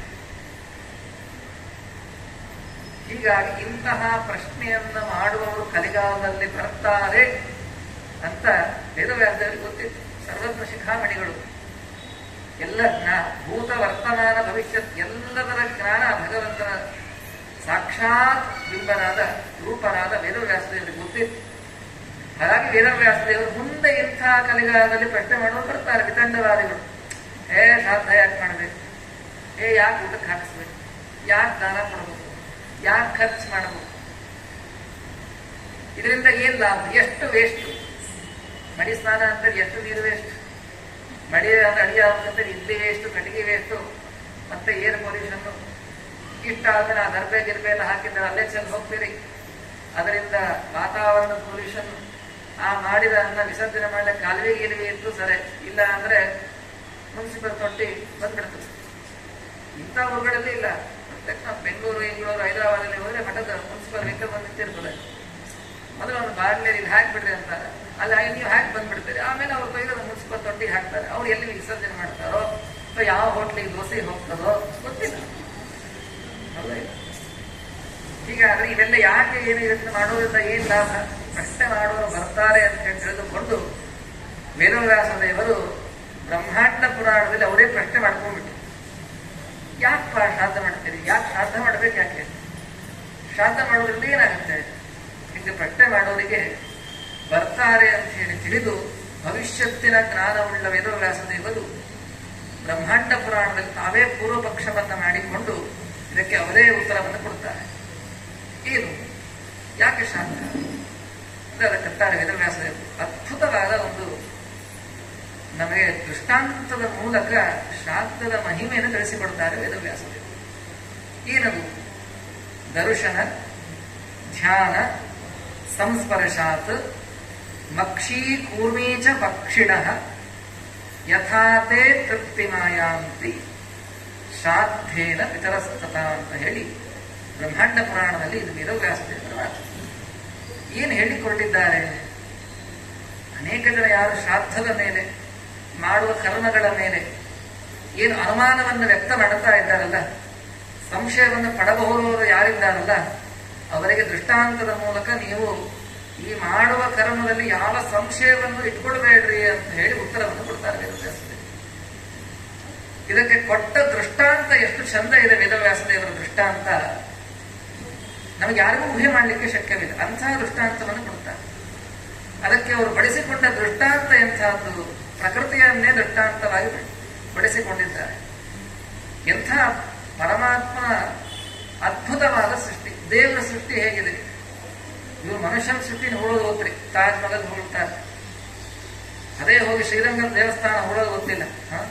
ಇಂಥ ಗೋಪುರ ರೀ, ನೀವು 8-10 ಕಿಲೋಮೀಟರ್ ದೂರದಿಂದ ನೋಡಿದ್ರು ಕಾಣಿಸ್ತದೆ ಗೋಪುರ. ಆ ಬೃಹದೀಶ್ವರ ದೇವಾಲಯ ಯಾವ ತಂಜಾವೂರಿನಲ್ಲಿದೆ, ಸಂಪೂರ್ಣ ಕಲ್ಲಿನಿಂದ ನಿರ್ಮಾಣ ಮಾಡಿದ್ದು, ಗೋಪುರವು ಕಲ್ಲಿಂದೆ. ಅದರಲ್ಲಿ ಮೇಲೆ ಹೆಂಗೆ ಇಟ್ಟಿದ್ದಾರೆ ಗೊತ್ತಿಲ್ಲ, ಹೊಗಳೋ ಗೊತ್ತಿಲ್ಲ. ಅಂಬಾನಿ ಮನೆಯನ್ನು ಹೊಡ್ತಾರೆ, ತಾಜ್ ಮಹಲ್ ಹೊಡ್ತಾರೆ. ಇವು ಎಷ್ಟು ಚೆನ್ನಾಗಿದೆ. ಮನುಷ್ಯನ ಬುದ್ಧಿ, ಇತಿಮಿತಿಯ ಬುದ್ಧಿ ಮನುಷ್ಯನದು, ತನ್ನ ಲಿಮಿಟೇಷನ್ ಬುದ್ಧಿ ಮನುಷ್ಯನಿಗೆ. ಅದಕ್ಕೆ ಮೀರೋ ಯೋಗ್ಯತೆ ಇಲ್ಲ. ಇಂಥ ಮನುಷ್ಯ ಮಾಡಿದ್ದೇ ಇಷ್ಟು ಚಂದಾಗಿದೆ ಅಂತ ಹೊಗಳಬೇಕಾದ್ರೆ ದೇವರ ಸೃಷ್ಟಿ ಹೇಗಿದೆ, ದೇವರ ಸೃಷ್ಟಿ ಹೇಗಿದೆ ಅಂತ ಹೇಳಿ ಗೊತ್ತಾಗಬೇಕು ಅಂದ್ರೆ ನೀವು ತಿರುಗಬೇಕು. ಅದರಲ್ಲೂ ಒಮ್ಮೆ ಬದರಿ ಯಾತ್ರೆ ಮಾಡಬೇಕು. ಏನು ಆ ಪರ್ವತಗಳು, ಎಲ್ಲಿ ಆ ಕೆಳಗಡೆ ಪಾತಾಳಗದ, ಆ ಪರಮಾತ್ಮನ ಅದ್ಭುತವಾದ ಸೃಷ್ಟಿಯನ್ನು ನಮ್ಮ ಮನುಷ್ಯನ ಆಲೋಚನೆಗೆ, ಅವನ ಬುದ್ಧಿ ಮಟ್ಟಕ್ಕೆ ನಿಲುಕದೇ ಇರತಕ್ಕಂತಹ ಸೃಷ್ಟಿ ಭಗವಂತ ಮಾಡಿದ್ದಾನೆ. ಇದನ್ನೇ ಶ್ರೀಮದಾಚಾರ್ಯ ಅಂತಾರೆ, ಬಹುಚಿತ್ರ ಜಗತ್ ಬಹುದಾಕರಣ. ಅದ್ಭುತವಾದ ಸೃಷ್ಟಿ ಪರಮಾತ್ಮನು. ಎಂಥ ಅದ್ಭುತವಾದ ಸೃಷ್ಟಿ. ಅದಕ್ಕೆ ವೇದವ್ಯಾಸದೇವರು ದರ್ಶನ. ಮೀನುಗಳು ಏಕಕಾಲಕ್ಕೆ ಅನೇಕ ಮರಿಗಳಿಗೆ ಜನ್ಮ ಕೊಡ್ತದೆ, 100 ಮರಿಗಳಿಗೆ ಜನ್ಮ ಕೊಡ್ತದೆ ಮೀನು, ತಾಯಿ ಮೀನು. ಆದರೆ ತನ್ನ ಮೀನಿನ ದೇಹದಲ್ಲಿ ಪರಮಾತ್ಮ ತನ್ನ ಮಗುವಿಗೆ ಹಾಲು ಕುಡಿಸುವ ಅಂಗವನ್ನೇ ನಿರ್ಮಾಣ ಮಾಡಿದ, ಸ್ತನವನ್ನು ನಿರ್ಮಾಣವನ್ನ ಮಾಡಿದ. ಹಾಗಾದ್ರೆ ಸಾವಿರಾರು ಮೀನುಗಳು ಒಂದು ತಾಯಿ ಮೀನಿಂದ ಹುಡ್ತಲ್ಲ, ಅವು ಹೆಂಗ್ ಬದುಕಿದ್ವು? ಅದಕ್ಕೆ ಹಾಲು ಕೊಟ್ಟವ್ರು ಯಾರು? ಅದಕ್ಕೆ ಬೆಳೆಸಿದವ್ರು ಯಾರು? ಆಹಾರ ಕೊಟ್ಟವ್ರು ಯಾರು? ಆಹಾರವನ್ನ ಹೇಗೆ ಸಂಪಾದನೆಯನ್ನ ಮಾಡಬೇಕು ಅಂತ ಹೇಳ್ಕೊಟ್ಟವ್ರು ಯಾರು? ಅದು ಮೀನು ಬೆಳೆದಿದ್ದು ಖಂಡಿತ. ತಾಯಿ ಹಾಲು ಕೊಟ್ಟಿಲ್ಲ, ತಾಯಿ ಆಹಾರ ಕೊಟ್ಟಿಲ್ಲ. ಆದ್ರೆ ಆ ಎಲ್ಲ ಮೀನುಗಳು ಬೆಳೆದಿದೆ, ಮುಂದೆ ಹುಟ್ಟೋವು, ಬೆಳಿತಾನೆ ಇರ್ತವೆ. ಹಾಗಾದ್ರೆ ಇವೆಲ್ಲ ಹೇಗೆ ಬೆಳೆದವು? ಅದಕ್ಕೆ ವೇದವ್ಯಾಸದೇವರು ಕೊಟ್ಟ ಉತ್ತರ ದರ್ಶನ. ಏನ್ ದರ್ಶನ ಅಂದ್ರೆ ಏನು? ನೋಡೋದು, ನೋಟಸಿ. ಏನ್ ನೋಡೋದು? ತಾಯಿ ಮೀನು ತನ್ನ ಮರಿ ಮೀನನ್ನು ನೋಡುತ್ತಂತೆ, ಇಷ್ಟೇ. ತಾಯಿ ಮೀನು ತನ್ನ ಮರಿ ಮೀನನ್ನ ಒಮ್ಮೆ ದೃಷ್ಟಿ ಇಟ್ಟು ನೋಡುತ್ತೆ. ಇಷ್ಟು ನೋಡುವುದ ಮಾತ್ರದಿಂದ ಮೀನುಗಳು ಜಗತ್ತಿನಲ್ಲಿ ಬೆಳೆಯುತ್ತಂತೆ. ನಾವು ನಮ್ಮಮ್ಮ ಹಾಲು ಕೊಟ್ಟು ತಿನ್ನಿಸಿ ಉಣಿಸಿ ಎಲ್ಲ ಮಾಡಿದ್ರು ಬಿದ್ದು ಎದುರು ಉಳಿತಾ ಇರ್ತೀವಿ ಮನೆ. ಆದ್ರೆ ತಾಯಿ ಮೀನು ಮಗುವಿಗೆ ಹಾಲು ಕೊಟ್ಟಿಲ್ಲ, ಆಹಾರ ಕೊಟ್ಟಿಲ್ಲ. ಆದ್ರೆ ತನ್ನ ಮಗು ಚೆನ್ನಾಗಿರ್ಲಿ ಅಂತ ಹೇಳಿ ಒಮ್ಮೆ ನೋಟ, ತನ್ನ ದೃಷ್ಟಿಯನ್ನ ಮಗುವಿನ ಮೇಲೆ ಬೀಳಿಸತ್ತೆ, ನೋಟದಿಂದ ನೋಡುತ್ತೆ. ಇಷ್ಟು ಮಾತ್ರ ಇದ್ದ ಜಗತ್ತಿನಲ್ಲಿ ಮೀನುಗಳು ಬೆಳೆಯುವುದು ಖಂಡಿತ. ಇದು ಅಲ್ಲ ಅಂತ ನೀವು ಪ್ರೂವ್ ಮಾಡಬೇಕು. ಪ್ರೂವ್ ಮಾಡ್ಬೇಕಂದ್ರೆ ತಾಯಿ ಹಾಲು ಕೊಟ್ಟದನ್ನು ತೋರಿಸ್ಬೇಕು, ಇಲ್ಲ ಆಹಾರ ಕೊಟ್ಟದನ್ನು ತೋರಿಸ್ಬೇಕು. ಬೇಕಾದ್ರೆ ಡಿಸ್ಕವರಿ ಚಾನಲ್ ತೆಗೆದು ನೋಡ್ರಿ, ಮೀನುಗಳು ತನ್ನ ಮಗುವಿಗೆ ಎಲ್ಲಾದ್ರೂ ಹಾಲು ಕುಡಿಸಿದ್ದು, ಆಹಾರ ತಂದು ಕೊಟ್ಟ ಉದಾಹರಣೆ ಇದೆಯಾ ನೋಡಿ. ಪಕ್ಷಿಗಳು ತನ್ನ ಕೊಕ್ಕಿನಲ್ಲಿ ಆಹಾರವನ್ನು ಹೊತ್ತು ತಂದು ಮರಿ ಪಕ್ಷಿಗೆ ಕೊಡ್ತದ್ರಿ, ಅದು ಮೀನು ಹಾಕಿ ಕೊಟ್ಟಿಲ್ಲ. ಹೆಂಗ ಬೆಳೀತು? ಅದಕ್ಕೆ ವೇದವ್ಯಾಸ ಕೊಟ್ಟ ಉತ್ತರ ದರ್ಶನ. ದರ್ಶನದಿಂದ ಜಗತ್ತಿನಲ್ಲಿ ಮೀನುಗಳು, ಎಲ್ಲಾ ಮೀನುಗಳು ಅಷ್ಟೇ, ಯಾವ ಮೀನು ತನ್ನ ತಾಯಿಯಿಂದ ಹಾಲನ್ನು ಕೊಡುವುದಿಲ್ಲ. ಅದನ್ನು ಈಗಲೂ ಅವ್ಯಾಹತವಾಗಿ ಚೆನ್ನಾಗಿ ಬೆಳೆದಿದೆ. ಹೇಗೆ? ತಾಯಿಯ ನೋಟ. ತಾಯಿಯ ನೋಟದಲ್ಲಿ ಈ ಶಕ್ತಿಯನ್ನ ಪರಮಾತ್ಮ ಮೀನಿನಲ್ಲಿ ಇರಿಸಿದ್ದಾರೆ. ಇನ್ನು ಎರಡನೇ ಧ್ಯಾನ ಅಂತ ವೇದವ್ಯಾಸ. ಏನ್ ಧ್ಯಾನ? ಯಾರು ಧ್ಯಾನ ಮಾಡಬೇಕು? ನಾವು ಮಾಡ್ತಾ ಇದ್ದೇವೆ. ಈಗ ಸಿದ್ದರಾಮಯ್ಯ ಇಂಟಿಗೆ ಇಳಿದು ಬಿಟ್ರೆ 2019 ಫ್ರೀ ಕರೆಂಟ್ ಹೋಗ್ಬಿಟ್ರೆ ಏನ್ ಮಾಡ್ಬೇಕು? ಒಂದೂವರೆ ವರ್ಷ ಅಭ್ಯಾಸ ಆದ್ಮೇಲೆ ಬಿಡೋದು ಕಷ್ಟ. ಹಂಗಾಗಿ ಅಲ್ಲೊಂದು ಅದೇ ಧ್ಯಾನದಲ್ಲೇ ಇದ್ದೇವೆ. ಅದು ಏನು ಧ್ಯಾನ ಮಾಡಬೇಕು? ವೇದವ್ಯಾಸ ಮತ್ತು ಒಂದು ಸೃಷ್ಟಿಯ ವೈಚಿತ್ರವನ್ನ ವರ್ಣನೆ ಮಾಡ್ತಾರೆ. ಜಗತ್ತಿನಲ್ಲಿ ಆನೆ ಅದು ಖಂಡದ ಮೇಲೂ ವಾಸ ಮಾಡುತ್ತೆ, ನೀರಿನ ಒಳಗೂ ವಾಸ ಮಾಡುತ್ತೆ. ಈ ಆನೆ ಏನ್ ಮಾಡ್ತದೆ? ತಾನು ಸಂತಾನೋತ್ಪತ್ತಿಯನ್ನು ಮಾಡಬೇಕಾದ್ರೆ ಅನೇಕ ಮೊಟ್ಟೆಗಳನ್ನ ಸಮುದ್ರ ತೀರದಲ್ಲಿಟ್ಟು ಅದರ ಮೇಲೆ ಉಸುಗು ಹಾಕಿಬಿಡ್ತದೆ. ಉಸುಗನ್ನು ತುಂಬಿಸಿ ಬಿಟ್ಟು ಸಮುದ್ರದೊಳಗೆ ಹೋಗ್ಬಿಡ್ತದೆ. ಬರೇ ಹೋಗೋದಲ್ಲ, ಡಿಸ್ಟೆನ್ಸ್ ಟ್ರಾವೆಲ್ ಮಾಡ್ತದ್ರಿ ಆಮೆ. ಡಿಸ್ಟೆನ್ಸ್ ಅಲ್ಲ, ಟೈಮ್ ಟ್ರಾವೆಲ್ ಮಾಡ್ತದೆ. ಎಷ್ಟೋ ದೂರ ಹೋಗುತ್ತೆ, ಎಷ್ಟೋ ಸಮಯ, ತಿಂಗಳಾನುಗಟ್ಟಲೆ ಸಂಚಾರ. ಅದು ಮತ್ತೆ ವಾಪಸ್ ಬರೋದೇ ಇಲ್ಲ. ತಾನು ಮೊಟ್ಟೆಗಳನ್ನ ಇಟ್ಟ ಸ್ಥಳಕ್ಕೆ ಪುನಃ ಬರೋದೇ ಇಲ್ಲ. ಹಾಗಾದ್ರೆ ಈ ಭೂಗತವಾದ ಭೂಮಿಯ ಒಳಗಡೆ ಇದ್ದ ಆ ಮೊಟ್ಟೆಗಳು ಅದರ ಒಳಗಿಂದ ಆಮೆ ಹೊರಗಡೆ ಬಂತಲ್ಲ, ಆಮೆ ಹೇಗೆ ಬೆಳೆದು? ತಾಯಿ ಜೊತೆಗಿಲ್ಲ, ಮೀನಿನಂತೆ ತನ್ನ ನೋಟವನ್ನ ಬೀರಿಲ್ಲ, ತಾನು ಆಹಾರವನ್ನ ಕೊಟ್ಟಿಲ್ಲ. ಆದ್ರೆ ಜಗತ್ತಿನಲ್ಲಿ ಆಮೆ ಹುಟ್ಟಿದೆ, ಬೆಳೆದಿದೆ, ಬದುಕ್ತಾ ಇದೆ. ಇಷ್ಟೇ ಅಲ್ಲ, ಇಡೀ ಈ ಭೂಮಿಯ ಮೇಲೆ ಲಾಂಗೆಸ್ಟ್ ಲೈಫ್ ಸ್ಪ್ಯಾನ್ ಅಂತ ಹೇಳಿ ಯಾವುದಕ್ಕಾದ್ರೂ ಒಂದು ಇದ್ರೆ ಅದು ಆಮೆ. ಆಮೆ 1000 ವರ್ಷ ಬದುಕತ್ತೆ. ಅದರ ನೆಕ್ಸ್ಟೇ ಆನೆ 120 130 ವರ್ಷ. ಎಲ್ಲಿ 1000 ವರ್ಷ, ಎಲ್ಲಿ 120 130 ವರ್ಷ. ಹಾಗಾದ್ರೆ ಇಷ್ಟು ಸುದೀರ್ಘವಾದ ಜೀವನವನ್ನು ಮಾಡುವ ಸಾಮರ್ಥ್ಯ ತಾಯಿ ಹಾಲು ಕೊಟ್ಟಿಲ್ಲ, ತಾಯಿ ಆಹಾರ ಕೊಟ್ಟಿಲ್ಲ.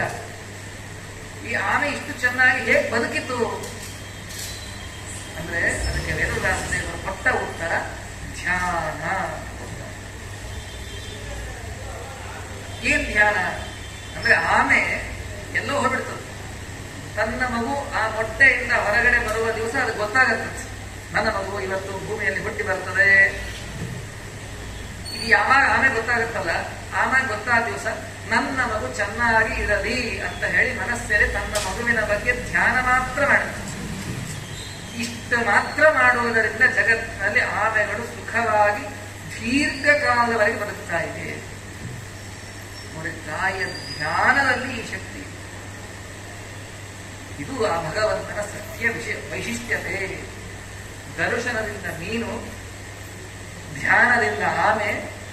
ಇನ್ನು ಮೂರನೇ ಕಾರಣ ಕೊಡ್ತಾರೆ ವೇದವ್ಯಾಸದೇವರು, ಸಂಸ್ಪರ್ಶಾತ್ ಅಂದ್ರೆ ಆಲಿಂಗನ. ಹಗ್, ಈಗ ಹಗ್ಗಡೆ ಅಂತ ಮಾಡ್ತಾರೆ ಕಾಲೇಜಲ್ಲಿ ಹುಡುಗರೆಲ್ಲ, ಅದರಲ್ಲಿ ಏನು ಉಪಯೋಗ ಇಲ್ಲ, ಇವು ತೋರಿಸ್ಕೊಡಕ್ಕೆ ಮಾಡ್ತಾರೆ.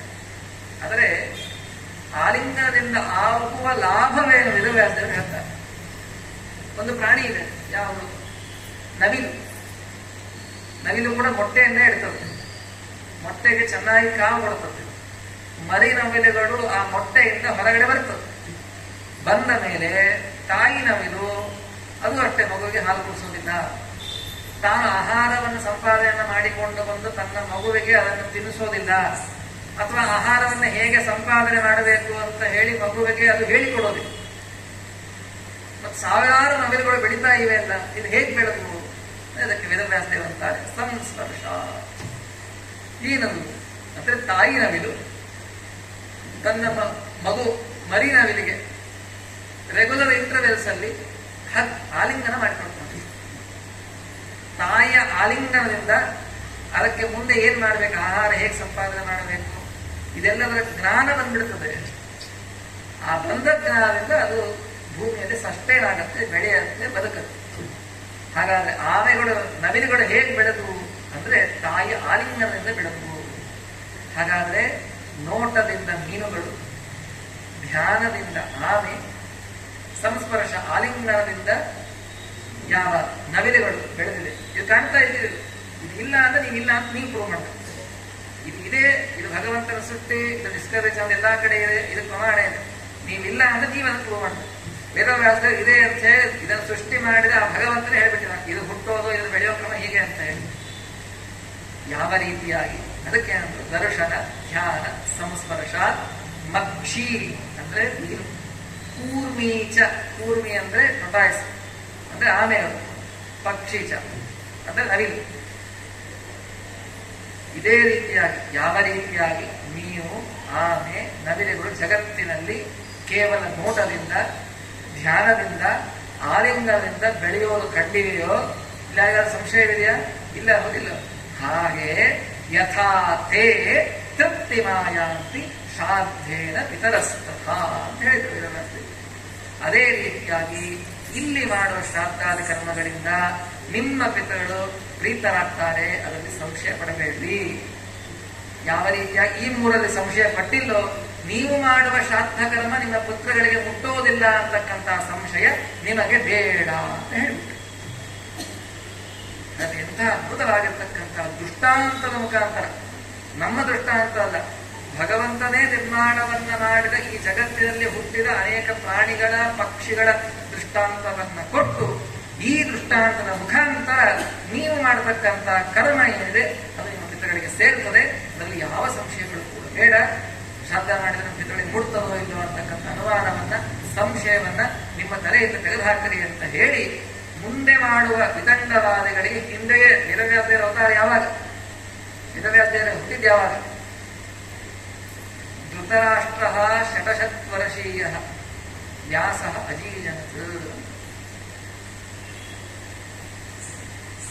ಅಂದರೆ 600 ವರ್ಷ ಯಾವಾಗ ಇದ್ದಾಗ ವೇದವ್ಯಾಸದೇವರ ಜನನವಾಯಿತು. ಅಂದ್ರೆ ಧೃತರಾಷ್ಟ್ರ ಹುಟ್ಟೋಕ್ಕಿಂತ 600 ವರ್ಷ ಮುಂಚೆ ಮೊದಲಿಗೆ ವೇದವ್ಯಾಸದೇವರ ಜನನವಾಯಿತು. ಆವಾಗ ದ್ವಾಪರ ಯುಗದಲ್ಲೇ, ಮುಂದೆ ಕಲಿಯುಗದಲ್ಲಿ ಏನು ಶ್ರಾದ್ದ, ಇದು ಯಾಕೆ ಮಾಡಬೇಕು, ಇದರಿಂದ ಏನ್ ಲಾಭ, ಇದರಿಂದ ಏನೂ ಉಪಯೋಗ ಇಲ್ಲ ಅನ್ನೋ ಪ್ರಶ್ನೆ ಮಾಡುವವರಿಗೆ ಆವಾಗಲೇ ಒಂದು ಗ್ರಂಥ ಪುರಸ್ಸರವಾಗಿ ಇದಕ್ಕೆ ಉತ್ತರವನ್ನು ಬರೆದಿಟ್ಟಿದ್ದಾರೆ. ಶ್ರಾದ್ದನಲ್ಲಿ ಯಾವ ಸಂಶಯ ಪಡಬೇಡಿ ಅಂತ ಹೇಳಿ. ಸಂಶಯ ಪಡಬೇಡಿ. ಅವ್ರು ಏನೋ ಹೇಳಿದ್ರು, ಉದಾಹರಣೆಯನ್ನು ಕೊಟ್ಟರು, ನಾವು ನಂಬಿದ್ವಿ. ಮೀನು ಹಂಗೆ ಬೆಳೀತದೆ, ಮೀನಿನಲ್ಲಿ ದೇಹ ನೋಡಿದ್ರೆ ಹಂಗಿದೆ, ಆಮೆ ಹಾಗಿದೆ, ಪಕ್ಷಿ ಹಾಗಿದೆ, ಇದು ಆಯಾ ಪ್ರಾಣಿಗಳಿಗೆ ಸರಿ ಹೋಯ್ತು, ಇದರಿಂದ ಶ್ರಾದ್ದಕ್ಕೆ ಏನು ಸಂಬಂಧ ಬಂತು? ಅವ್ರು ಹೇಳಿದ್ರು, ಇದೇ ರೀತಿಯಾಗಿ ನೀವು ಮಾಡೋ ಶ್ರಾದ್ದ ಪಿತೃಗಳಿಗೆ ಕೊಡ್ತದೆ ಅಂತ ಹೇಳಿದ್ರು. ಇದನ್ನ ನಾವು ಹೆಂಗೆ ನಂಬೋದು? ನಮ್ಗೆ ನಂಬಲಿಕ್ಕೆ ಅಥವಾ ಇನ್ನೂ ನಮಗೆ ನಂಬಲಿಕ್ಕೆ ಆಗ್ತಾ ಇಲ್ಲ ಅಂತ ನೀವಂದ್ರೆ, ನಂಬುವ ಹಾಗೆ ಅನೇಕ ಚರ್ಯನ ನೋಡಿ.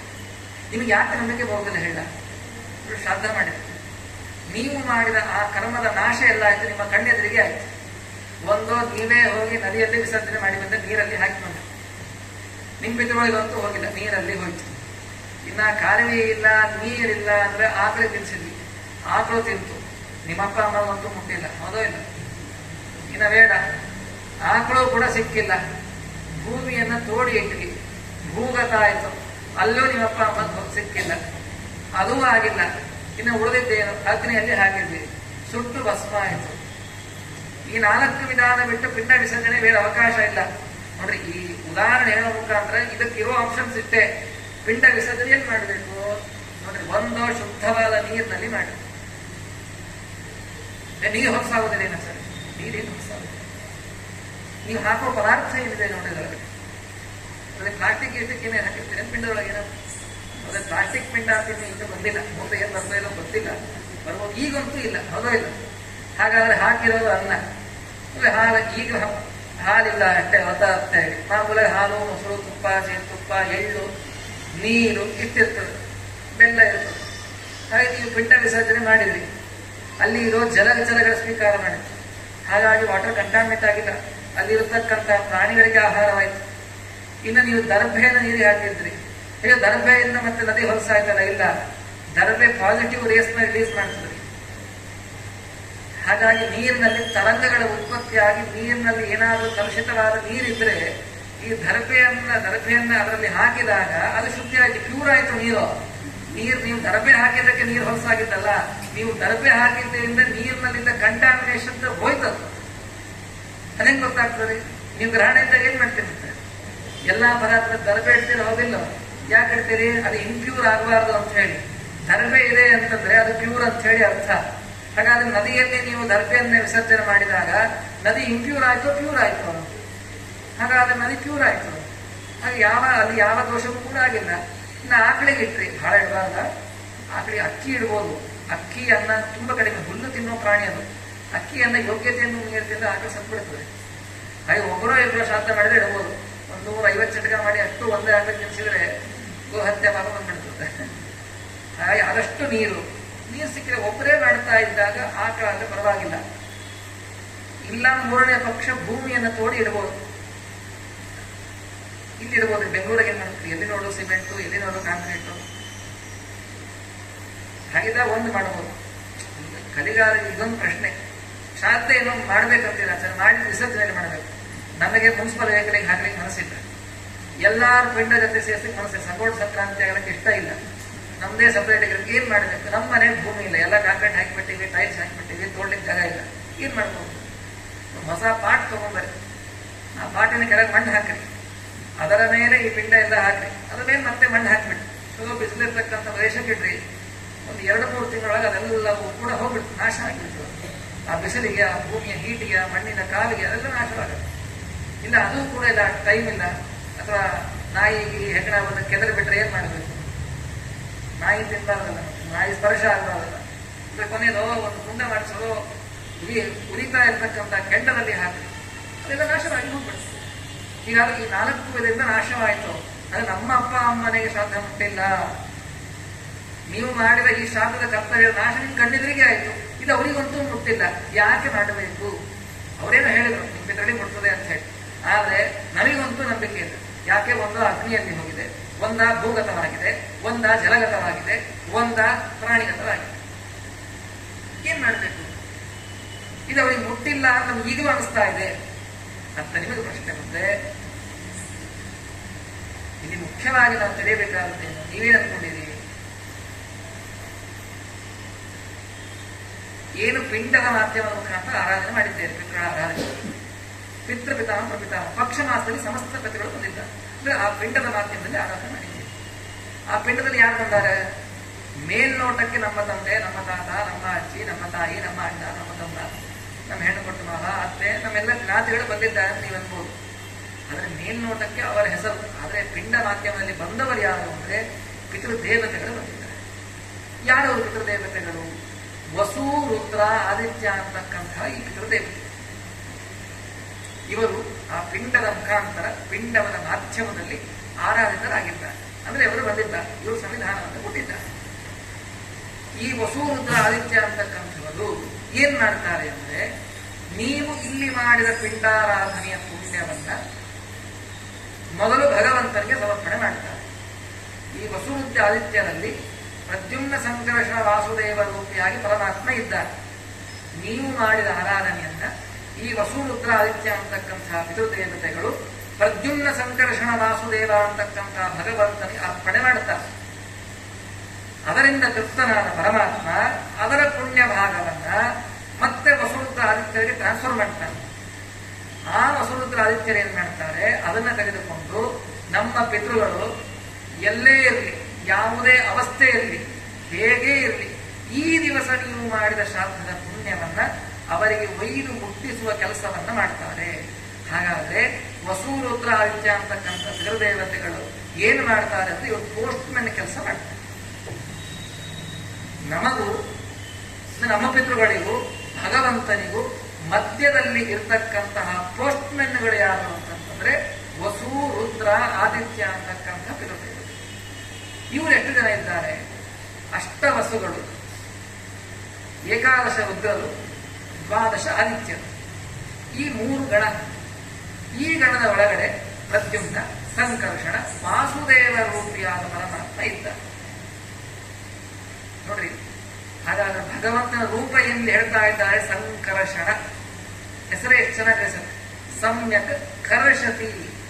ಇಲ್ಲಿ ಮಾಡಿದವ ಎಲ್ಲರನ್ನ ಕರ್ಷಣೆ ಮಾಡ್ತಾನೆ, ಸೆಳೀತಾನೆ, ಎಳೀತಾನೆ. ತಾನು ಸ್ವೀಕಾರವನ್ನ ಮಾಡಿ ಅದನ್ನ ಮತ್ತೆ ನಮ್ಮ ಪಿತೃಗಳಿಗೆ ಅದನ್ನ ಮುಟ್ಟಿಸ್ತಾನೆ. ಹಾಗಾದ್ರೆ ಈ 3 ರೂಪದ ಆ ದೇವತೆಗಳಿದ್ದಾರೆ. ಇವರು ಮಾಡ್ತಕ್ಕಂತಹ ಕೆಲಸವೇ ಪೋಸ್ಟ್ಮೆನ್ ಕೆಲಸ. ಅವರು ಆ ಪುಣ್ಯವನ್ನು ತೆಗೆದುಕೊಂಡು ಬಂದು ನಮ್ಮ ಪಿತೃಗಳು ಎಲ್ಲೇ ಇರಲಿ, ಯಾವುದೇ ಅವಸ್ಥೆಯಲ್ಲಿ ಇರಲಿ, ಹೇಗೆ ಇರಲಿ, ಅವರಿಗೆ ಮಾಡಿದ ಕರ್ಮಕ್ಕೆ ತಪ್ಪುದಾದ ಫಲವನ್ನ ಅವರಿಗೆ ಈ ದಿವಸದಂದು ಮುಟ್ಟತಕ್ಕಂತಹ ಕೆಲಸವನ್ನ ಇವರು ಮಾಡ್ತಾರೆ ಅಂತ ಹೇಳಿದ್ರು. ಹೌದು, ಇವರು ಪೋಸ್ಟ್ಮ್ಯಾನ್ ಕೆಲಸ ಮಾಡಿದ್ರು ಅಂತ ಹೇಳಿದ್ರಿ, ನಮ್ಗೆ ನಂಬಿಕೆ ಬಂದಿಲ್ಲ. ಇದು ಶಾಸ್ತ್ರೀಯವಾದ ವಿಚಾರವಾಯ್ತು. ಮತ್ತೆ ಇದಕ್ಕೊಂದು ಲೌಕಿಕ ದೃಷ್ಟಾಂತ ನೋಡೋಣ. ಏನು, ನಿನ್ ಮಕ್ಕಳು ಚಲೋ ಓದಿದ್ರು, ಒಳ್ಳೆ ಕೆಲಸ ಸಿಕ್ತು, ಫಾರಿನ್ನಿಗೆ ಹಾರ್ಬಿಟ್ರು. ಅವ್ರು ಫಾರಿನ್ನಿಗೆ ಹೋದ್ರು, ಅಪ್ಪ ಅಮ್ಮ ಇಲ್ಲೇ ಇದ್ದಾರೆ, ಇಂಡಿಯಾದಲ್ಲಿ ಇದ್ದಾರೆ. ಮತ್ತೆ ಅವ್ರಿಗೆ ಏನಾದ್ರು ಕಳಿಸ್ಬೇಕಲ್ಲ, ಕರ್ತವ್ಯ, ಮಗ ಆಗಲಿ ಮಗಳಾಗಲಿ. ಅದು ಚೆನ್ನಾಗಿ ಸಂಪಾದನೆ ಮಾಡ್ತಾ ಇದ್ರು. ಅದಕ್ಕೆ ತಿಂಗಳ ಅಪ್ಪ $100 ಕಳಿಸ್ತಾ ಇದ್ರು. ಮಗ ಅವ್ರ ಅಕೌಂಟಿಗೆ ಹಾಕ್ತಾ ಇದ್ರು. ಅಮೆರಿಕಾದಲ್ಲಿದ್ದ $100 ಇವ್ರ ಅಕೌಂಟಿಗೆ ಹಾಕಿದ.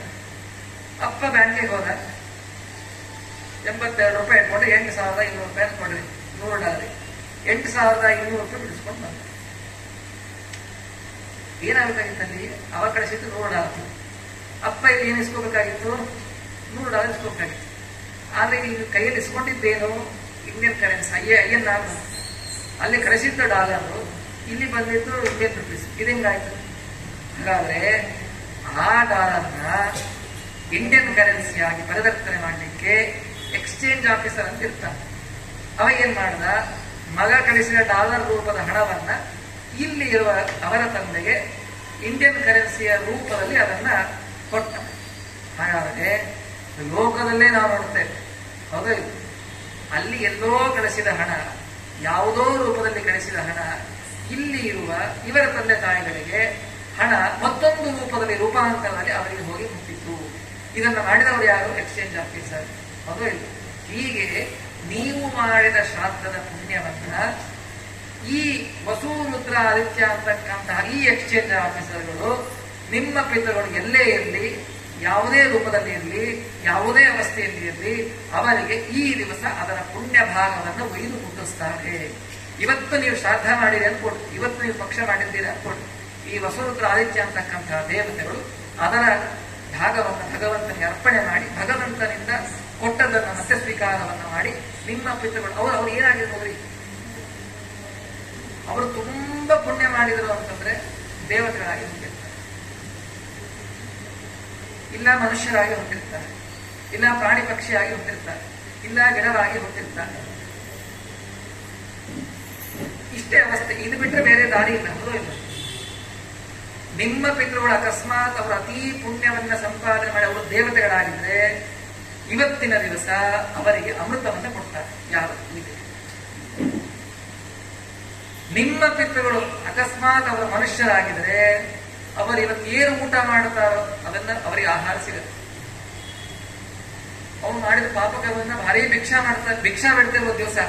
ಆದ್ರೆ ಇವತ್ತು ನೀವು ಶ್ರಾದ್ದ ಮಾಡಿರಲ್ಲ, ಇವತ್ತು ಒಂದು ಭಿಕ್ಷದಲ್ಲಿ ಪಂಚಭಕ್ಷ ಪರಮಾನ್ನ ಬಿದ್ದಿರು ನೀವು ಮಾಡಿ ಶ್ರಾದ್ದ ಕರ್ಮ. ನಿಮ್ಮ ಪಿತೃಗಳು ಪ್ರಾಣಿಯಾಗಿ ಹುಟ್ಟಿದ್ದಾರೆ ಅನ್ಕೊಳ್ರಿ, ಒಂದು ಆನೆಯಾಗಿ ಹುಟ್ಟಿದ್ದಾರೆ.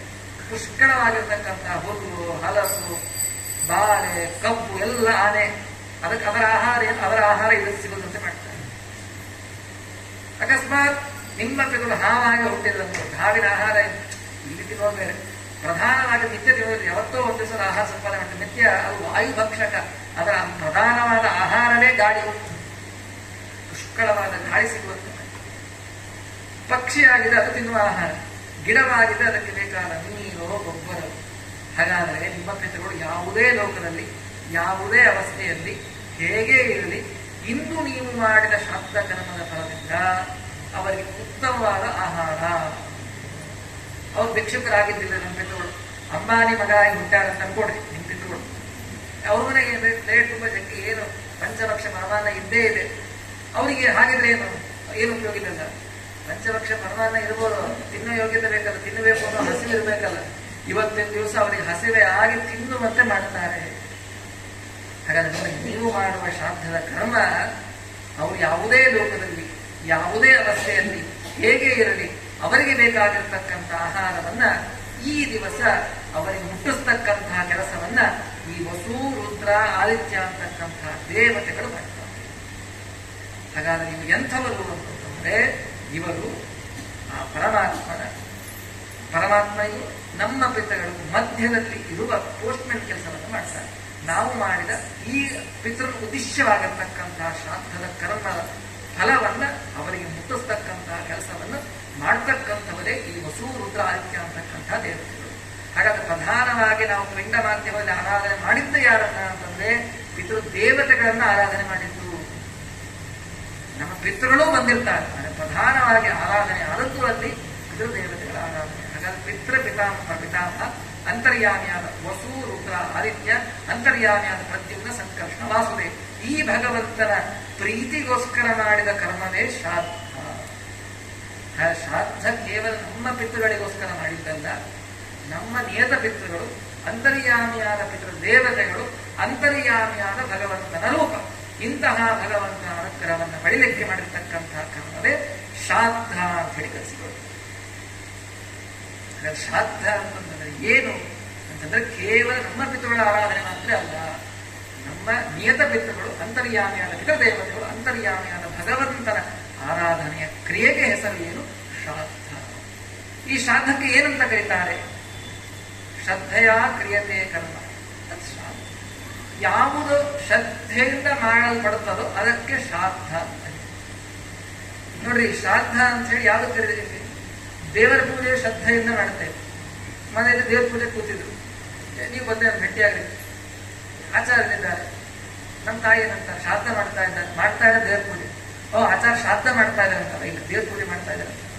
ದೇವರ ಪೂಜೆಯಲ್ಲೂ ಆಕ್ಚುಲಿ ಶ್ರದ್ಧೆ ಇದೆ, ಅದರಲ್ಲಿ ಕರೆಯೋದು ಏನು? ಪೂಜೆ ಅಂತ ಹೊರತಾಗಿ ಶ್ರಾದ್ದ ಅಂತ. ಹೌದೇ, ಗುರುಗಳು ಶಿಷ್ಯರಿಗೆ ಪಾಠ ಹೇಳ್ತಾ ಇದ್ದಾರೆ. ಶಿಷ್ಯರ ಮೇಲೆ ಪಾಠ ಹೇಳಬೇಕಾದ್ರೆ ಪ್ರೀತಿಯಿಂದ ಶ್ರದ್ಧೆಯಿಂದ ಪಾಠ ಹೇಳ್ತಾರೆ. ಶಿಷ್ಯನಿಗೆ ನಾನು ಹೇಳಿದ ಮಾತುಗಳು, ಪಾಠ ಚೆನ್ನಾಗಿ ಅರ್ಥವಾಗಲಿ ಅಂತ ಹೇಳಿ. ಯಾರೋ ಗುರುಗಳು ಭೇಟಿಯಾಗಿ ಬಂದು ಗುರುಗಳು ಏನ್ ಮಾಡ್ತಾ ಇದ್ದಾರೆ? ನನ್ನ ಗುರು ಶ್ರಾದ್ದ ಮಾಡ್ತಾ ಇದೆ ಅಂತ ಹೇಳ್ತಾರೆ. ಈ ಗುರು ಪಾಠ ಮಾಡ್ತಾ ಇದ್ದೀರಿ, ಅಲ್ಲಿ ಶ್ರಾದ್ದ ಅನ್ನೋ ಪ್ರಯೋಗ ಇಲ್ಲ. ಅದೇ ಶಿಷ್ಯ ಗುರುಗಳ ಸೇವೆ ಮಾಡ್ತಾನೆ, ಗುರುಗಳ ಪಾದ ಪೂಜೆ ಮಾಡ್ತಾನೆ, ಗುರುಗಳ ಪಾದ ಸೇವನೆ ಮಾಡ್ತಾನೆ, ಗುರುಗಳ ಪಾದ ಹೊತ್ತಾನೆ, ಗುರುಗಳ ಬಟ್ಟೆ ಒಳಗೆ ಹಾಕ್ತಾನೆ, ಗುರುಗಳ ಮನೆಯಲ್ಲಿ ಪಾಠ ಮಾಡ್ತಾನೆ, ನೀರು ತನ್ನಕ್ಕೆ ನೀರು ಹೊತ್ತು ಹಾಕ್ತಾನೆ, ಇಷ್ಟೆಲ್ಲ ಮಾಡ್ತಾನೆ. ಇಷ್ಟೆಲ್ಲ ಮಾಡಿದ್ರು ಏನ್ ಮಾಡ್ತಾ ಇದ್ದಾನೆ ಶಿಷ್ಯ? ಗುರು ಶುಶ್ರೂಷೆ ಮಾಡ್ತಾ ಇದ್ದಾನೆ ಅಂತಾರೆ ಹೊರತಾಗಿ ಶ್ರಾದ್ದ ಅಂತ ಅನ್ನೋದಿಲ್ಲ. ಹಾಗಾದ್ರೆ ಎಲ್ಲ ಕೆಲಸದಲ್ಲೂ ಮಾಡುವ ಎಲ್ಲ ಕೆಲಸದಲ್ಲೂ ಶ್ರದ್ಧೆ ಇದೆ. ಅದು ಎಲ್ಲ ಕೆಲಸದಲ್ಲೂ ಶ್ರದ್ಧೆ ಇದ್ರು ಎಲ್ಲದಕ್ಕೂ ಶ್ರಾದ್ದ ಅಂತ ಹೇಳಿ ಕರೆದಿಲ್ಲ. ಅದು ಶ್ರಾದ್ದ ಅಂತ ಹೇಳಿ ಕರೆದಿದ್ದು ಯಾವುದಕ್ಕೆ? ಇದಕ್ಕೆ ಮಾತ್ರ. ಯಾಕೆ? ಇದೆಲ್ಲದಕ್ಕಿಂತಲೂ ಕೂಡ ಸ್ವಲ್ಪ ಹೆಚ್ಚಿನ ಶ್ರದ್ಧೆಯಿಂದ ಮಾಡಬೇಕಾದ ಕೆಲಸ, ಆದ್ದರಿಂದಲೇ ಇದಕ್ಕೆ ಶ್ರಾದ್ದ ಅಂತ ಹೆಸರು. ಹಾಗಾದ್ರೆ ಶ್ರಾದ್ದ ಮಾಡಬೇಕಾದ್ರೆ ತುಂಬಾ ಶ್ರದ್ಧೆ ಇರಬೇಕು ಅನ್ನೋದು ತಿಳಿಸಿಕೊಡ್ತಾರೆ. ಆದರೆ ನಮಗೆ ತುಂಬಾ ಅಶ್ರದ್ಧೆ ಇರೋದು ಶಾಸ್ತ್ರದಲ್ಲಿ. ಯಾವುದನ್ನೇ ಅತೀ ಶ್ರದ್ಧೆಯಿಂದ ಮಾಡಬೇಕು ಅಂತ ಹೇಳಿದ್ದಾರೆ, ಅತೀ ಶ್ರದ್ಧೆಯಿಂದ ಮಾಡಿದ್ರೆ ಇದಕ್ಕೆ ಶ್ರಾದ್ದ ಅಂತ ಹೇಳಿ ಕರೀತಾರೆ. ಅದರಲ್ಲೇ ನಮಗೆ ಅತಿಯಾದ ಅಶ್ರದ್ಧೆ ಇದೆ, ಅತಿಯಾದ ಶ್ರದ್ಧೆ ಇರಲಿ. ಏನ್ ಮಾಡ್ತಾ ಇದ್ದೀವಿ ಏನು ಗೊತ್ತಿಲ್ಲ. ಹೇಳಿರ್ತಾರೆ ಸರ್, ನೋಡಪ್ಪ ನೋಡ್ತಾ ನೀನು ಯಾರ್ಯಾರು ಹೋಗಿ ತಗೊಂಡು ನೀನು 20 ಪಿಂಡ ಕಟ್ಟೋದು, ಅವ್ನ ಬಗ್ಗೆ ಹತ್ರ ಮಾತಾಡ್ಕೊಂತ ಕಟ್ತಾ ಅವ್ರು 25 ಕಟ್ಬಿಟ್ಟು ಏನ್ ಮಾಡ್ತಾರೆ? ಆ 5 ಪಿಂಡ ಯಾವ್ದು ಇಳಿಸ್ಬೇಕಂದ್ರೆ ಸರ್ 4 ಜನ ಖಾಲಿ ಇದ್ದಾಗ ಇಳಿಸ್ಬಿಡೋದೆ, ಏನ್ ಮಾಡ್ಕೋದ? ಹಾಗಾದ್ರೆ ಅಲ್ಲಿ ಏನಾಯಿತು? ಶ್ರದ್ಧೆಯ ಲೋಪವಾಯಿತು. ಶ್ರದ್ಧೆಯ ಲೋಪವಾದಕ್ಕೆ ವ್ಯತ್ಯಾಸ ಆಯಿತು, ಕರ್ಮದ ಲೋಪವಾಯಿತು. ಹಾಗಾದ್ರೆ ಶ್ರಾದ್ದದಲ್ಲಿ ಸ್ವಲ್ಪವೂ ಲೋಪವಾಗ್ತ, ಅದಕ್ಕೆ ಶ್ರಾದ್ದ. ಅತೀಯಾದ ಶ್ರದ್ಧೆ ಈ ಕರ್ಮದಲ್ಲಿ ನಮಗೆ ಇರಬೇಕು. ಹಾಗಾದ್ರೆ ಈ ಶ್ರಾದ್ದಕ್ಕೆ ಮುಖ್ಯವಾಗಿ ಪ್ರಧಾನವಾದ ಅಂಗ ಹಣ, ದಕ್ಷಿಣೆ, ದಾನ, ಮತ್ತೊಂದು ಇವೆಲ್ಲ ಸೆಕೆಂಡರಿ. ಶ್ರದ್ಧೆ ಇಲ್ಲದೆ ಇವೆಲ್ಲ ಇದ್ರೆ ಏನು ಉಪಯೋಗ ಇಲ್ಲ, ಶ್ರದ್ಧೆ ಇದ್ದು ಇವೆಲ್ಲ ಇದ್ರೆ ಉಪಯೋಗ. ಹಾಗಾಗಿ ಇದಕ್ಕೆ ಹೆಸರೇ ಶ್ರಾದ್ದ. ಶ್ರಾದ್ದ ಮಾಡಲಿಕ್ಕೆ ಪ್ರಧಾನವಾಗಿ ಬೇಕಾದದ್ದೇನು? ಮಠ ಮಾಡಿಸೋರಲ್ಲ, ಶ್ರದ್ಧೆ ಮುಖ್ಯ, ಆಮೇಲೆ ಮಿಕ್ಕಿದ್ದಿಲ್ಲ. ಪ್ರಧಾನವಾದದ್ದು ಶ್ರಾದ್ದ. ಹೌದು, ಈ ಶ್ರಾದ್ದವನ್ನು ಯಾಕೆ ಮಾಡಬೇಕು? ಇದು ಎರಡನೇ ಪ್ರಶ್ನೆ. ಶ್ರಾದ್ದ ಅಂದ್ರೆ ಏನು ಪ್ರಶ್ನೆ, ಅದಕ್ಕೆ ಉತ್ತರ ಸಿಕ್ತು. ಶ್ರಾದ್ದ ಯಾಕೆ ಮಾಡಬೇಕು ಅನ್ನೋದಕ್ಕೆ ವಿತಂಡವಾದ ಮಾಡೋರಿಗೆ, ಶ್ರಾದ್ದ ಮಾಡಿದ್ರೆ ಅದಕ್ಕೆ ಪಿತೃಗಡೆ ಮುಟ್ಟತ್ತೆ ಎಂಬುದಕ್ಕೆ ದೃಷ್ಟಾಂತದ ಮೂಲಕ ಉದಾಹರಣೆ ಮುಖಾಂತರ ನೋಡಿದ್ವಿ. ಅಂದ್ರೆ ಶ್ರಾದ್ದವನ್ನ ಕರ್ತೃ ಯಾಕೆ ಮಾಡಬೇಕು? ಮೂರನೇ ಯಾಕೆ ಮಾಡಬೇಕು? ಹೌದೇ, ಮಾಡೋದ್ರಿಂದ ನಮಗೇನಾಗ್ತದೆ? ಅದಕ್ಕೆ ಹೇಳ್ತಾರೆ ನೋಡಿ, ಯಾರನ್ನ ಮಗ ಅಂತ ಹೇಳ್ತಾರೆ. ಶಾಸ್ತ್ರ ಮಗ ಅಂತ ಹೇಳುದಿಲ್ಲ. ತಂದೆ ತಾಯಿಯಿಂದ ಬಯೋಲಜಿಕಲ್ ಸಂಬಂಧದಿಂದ ಹುಟ್ಟಿ ಬಂದವನ ಮಗ ಸಣ್ಣ ಆಗುತ್ತಾರೆ. ಮಗ ಆಗೋದು ಎಲ್ಲಾರು ಆಗ್ತಾರೆ. ಆದರೆ ಶಾಸ್ತ್ರ ಮಗನಾದರೂ ಉಪಯೋಗ ಇಲ್ಲ. ಆ ಮಗ ಏನಾಗಬೇಕು? ಮಗ ಆಗಬಾರ್ದು, ಅವನ ಪುತ್ರ. ಈ ಮಗ ನಮಗೇನು ಪುತ್ರ ಅಂದ್ರು, ಪುತ್ರನ ಸಮಾನಾರ್ಥಕರ ಪದವೇ ಮಗ. ಅವರ ಅದೇ ಎಲ್ಲವೂ ಒಂದೇ ಅರ್ಥ ಮೇಲ್ನೋಟಕ್ಕೆ. ಆದರೆ ಅಲ್ಲ, ಸಂಸ್ಕೃತದಲ್ಲಿ ಹಾಗೆ ಅಲ್ಲ. ಪುತ್ರ ಇವನು ಯಾವಾಗ ಆಗ್ತಾನೆ ಮಗ ಅಂದ್ರೆ ಜೀವನದಲ್ಲಿ 3 ಕೆಲಸ ಮಾಡಬೇಕಂತೆ. ಆವಾಗ ಪುತ್ರ ಏನು? ಜೀವತೋ ಮುಖ್ಯ ಕಾರಣ. ತಂದೆ ತಾಯಿಗಳು ಬದುಕಿದ್ದಾಗ ತಂದೆ ತಾಯಿಗಳ ಮಾತು ಕೇಳಬೇಕು. ಹಾಗೆ ನೋಡಿದ್ರೆ ಇಲ್ಲಿ ಯಾರೂ ಪುತ್ರ ಇಲ್ಲ ಅಂತ ಹೇಳಿ, ಎಲ್ಲರೂ ಮಕ್ಕಳೇ. ಪುತ್ರರು ಯಾರಿಲ್ಲ. ಹೌದು, ಪುತ್ರ ಆಗಬೇಕು ಅಂದ್ರೆ ತಂದೆ ತಾಯಿಗಳ ಮಾತನ್ನ ಒಂದು ದಿವಸವೂ ಒಂದು ಕ್ಷಣವೂ ಕೇಳದೆ ಇರಬಾರದು. ಹಾಗಾಗಿ ನಾವ್ಯಾರು ಪುತ್ರ, ನಾವೆಲ್ಲರೂ ಮಕ್ಕಳೇ. ಯಾಕೆ ಶುರು ಆಗ್ತದೆ? 8 ಗಂಟೆಗೆ ಅಮ್ಮ ಸೀರಿಯಲ್ ನೋಡ್ಬೇಕು, ಅಪ್ಪ ಪ್ರೈಮ್ ನ್ಯೂಸ್ ನೋಡ್ಬೇಕು, ಮಗ IPL ನೋಡ್ಬೇಕು. ರಿಮೋಟ್ ಕಾಲಕ್ಕೆ ಜಗಳ ಶುರು ಆಗ್ತದೆ ಮನ್ಯಾಗ. ಬೇರೆ ಏನ್ ಬೇಕು? ಪ್ರತಿನಿತ್ಯ, ಯಾವತ್ತೋ ಒಂದು ದಿವಸ ಅಲ್ಲ, ಪ್ರತಿನಿತ್ಯ ಅಪ್ಪನ ಮಾತು ಹೆಂಡತಿ ಗಂಡನ ಮಾತು ಮೀರ್ತಾಳೆ, ಗಂಡ ಅವರಪ್ಪನ ಮಾತು ಮೀರ್ತಾನೆ, ಮಗ ಅವರಪ್ಪನ ಮಾತು ಮೀರ್ತಾನೆ. ಹೀಗಾಗಿ ಯಾರು ತಂದೆ ತಾಯಿಗಳ ಮಾತು ಕೇಳೋದಿಲ್ವೋ ಅವನ ಪುತ್ರ ಅನ್ಸ್ಕೊಳ್ಳಿಕ್ಕೆ ಶಕ್ಯವಿಲ್ಲ. ನೋಡಿ, ಹೇಳಿದ ಮಾತು ಕೇಳೋದಲ್ರಿ. ನಮ್ಮ ರಾಮಚಂದ್ರ, ಅಯೋಧ್ಯಾಪತಿ ರಾಮ, ಎಲ್ಲರಿಗೂ ಎಲ್ಲರಿಗೂ ಮುಂದೆ ನಾವು ಜೀವನದಲ್ಲಿ ಹೇಗೆ ಬದುಕಬೇಕು ಅನ್ನೋದನ್ನು ತೋರಿಸಿಕೊಟ್ಟ ಆದರ್ಶ ಪುರುಷನಾದ ರಾಮಚಂದ್ರ ತನ್ನ ತಂದೆ ಕಾಡಿಗೆ ಹೋಗ್ಬೇಕು ಅಂತ ಹೇಳಿದ್ರು ರಾಮಚಂದ್ರನಿಗೆ. 14 ವರ್ಷ ನೀನು ಕಾಡಿಗೆ ಹೋಗ್ಬೇಕು. ದಶರಥ ಹೇಳಿದ್ನೇನ್ರಿ? ರಾಮಾಯಣ ಕೇಳಿರಿ, ಉಪನ್ಯಾಸ ಕೇಳಿರಿ, ಸೀರಿಯಲ್ ನೋಡಿರಿ, NTR ಸಿನಿಮಾ ನೋಡಿರಿ. ಎಲ್ಲಾದ್ರೂ ದಶರಥ ರಾಮಚಂದ್ರ ನೀನು ಕಾಡಿಗೆ ಹೋಗ್ಬೇಕು ಅಂತ ಕೇಳಿರ? ಅಪ್ಪ ಏನೂ ಹೇಳಿಲ್ಲ. ಆದರೆ ಹೇಳಿದ್ದು ಕೈಕೇಯಿ. ಆದ್ರೆ ನಮ್ಮ ಅಪ್ಪನ ಮನದ ಇಂಗಿದ ನಾನು ಕಾಡಿಗೆ ಹೋಗಬೇಕು. ಯಾಕೆ? ನಮ್ಮಪ್ಪ ನಮ್ಮಮ್ಮನಿಗೆ ಮಾತು ಕೊಟ್ಟಿದ್ದ. ಇದನ್ನು ಅರಿತು ಕಾಡಿಗೆ ಹೋದ. ಹಾಗಾದ್ರೆ ಜೀವತ್ವೋ ಮುಖ್ಯ ಕಾರಣ. ಎಷ್ಟು ಚೆನ್ನಾಗಿ ಹೋಗುತ್ತೆ ರಾಮಚಂದ್ರನಿಗೆ. ತಂದೆಯ ಮನಸ್ಸನ್ನು ಅರಿತುಕೊಂಡು ಕೆಲಸ ಮಾಡಿದ ರಾಮಚಂದ್ರ ಎಲ್ಲಿ? ಉಪ್ಪಿಟ್ಟು ಮಾಡ್ಲಿಕ್ಕೆ ರವ ಇಲ್ಲ, ತಗೋಲ್ಲ ಅಂತ ಅಮ್ಮ ನಾ ಬಿಸಿ ಇದ್ದೀನಿ ಅಂತಂದ. ಎದುರೊಳಗೆ ಮೊಬೈಲ್ ನೋಡಿದ್ರೆ ಬಿಸಿ ಇದ್ದ. ಮನೆಗೆ ಬೇಕಾದ, ಇವನಿಗೆ ತಿನ್ನಲು ಬೇಕಾದ ಉಪ್ಪಿಟ್ಟು ಶಿರಾನೆ, ಮತ್ತೆ ಅದನ್ನು ತಂದು ಕೊಡು ಅಂತಂದ್ರೆ ಇವನೇನು ಓದ್ತಾ ಇಲ್ಲ, ಬರಿತಾ ಇಲ್ಲ, ಲಾಗಿನ್ ಆಗಿಲ್ಲ, ವರ್ಕ್ ಫ್ರಮ್ ಹೋಮ್ ಇದ್ರೆ ಏನ್ ಮಾಡ್ತಾ ಇದ್ದಾರೆ? ಮೊಬೈಲ್ ಅಲ್ಲಿ ಏನೋ ಆಟ ಆಡ್ತಾ ಇದ್ದಾರೆ. ಇದು ಬಿಸಿ ಅಂತಾರೆ ನೋಡಿ. ಇದನ್ನು ತಂದು ಕೊಟ್ಟಿಲ್ಲ ಅಂದ್ರೆ ಅವರ ಮಾತು ಮೀರಿದ ಹಾಗೆ, ವಾಕ್ಯವನ್ನು ಮೀರಿದ ಹಾಗೆ ನೋಡಿ.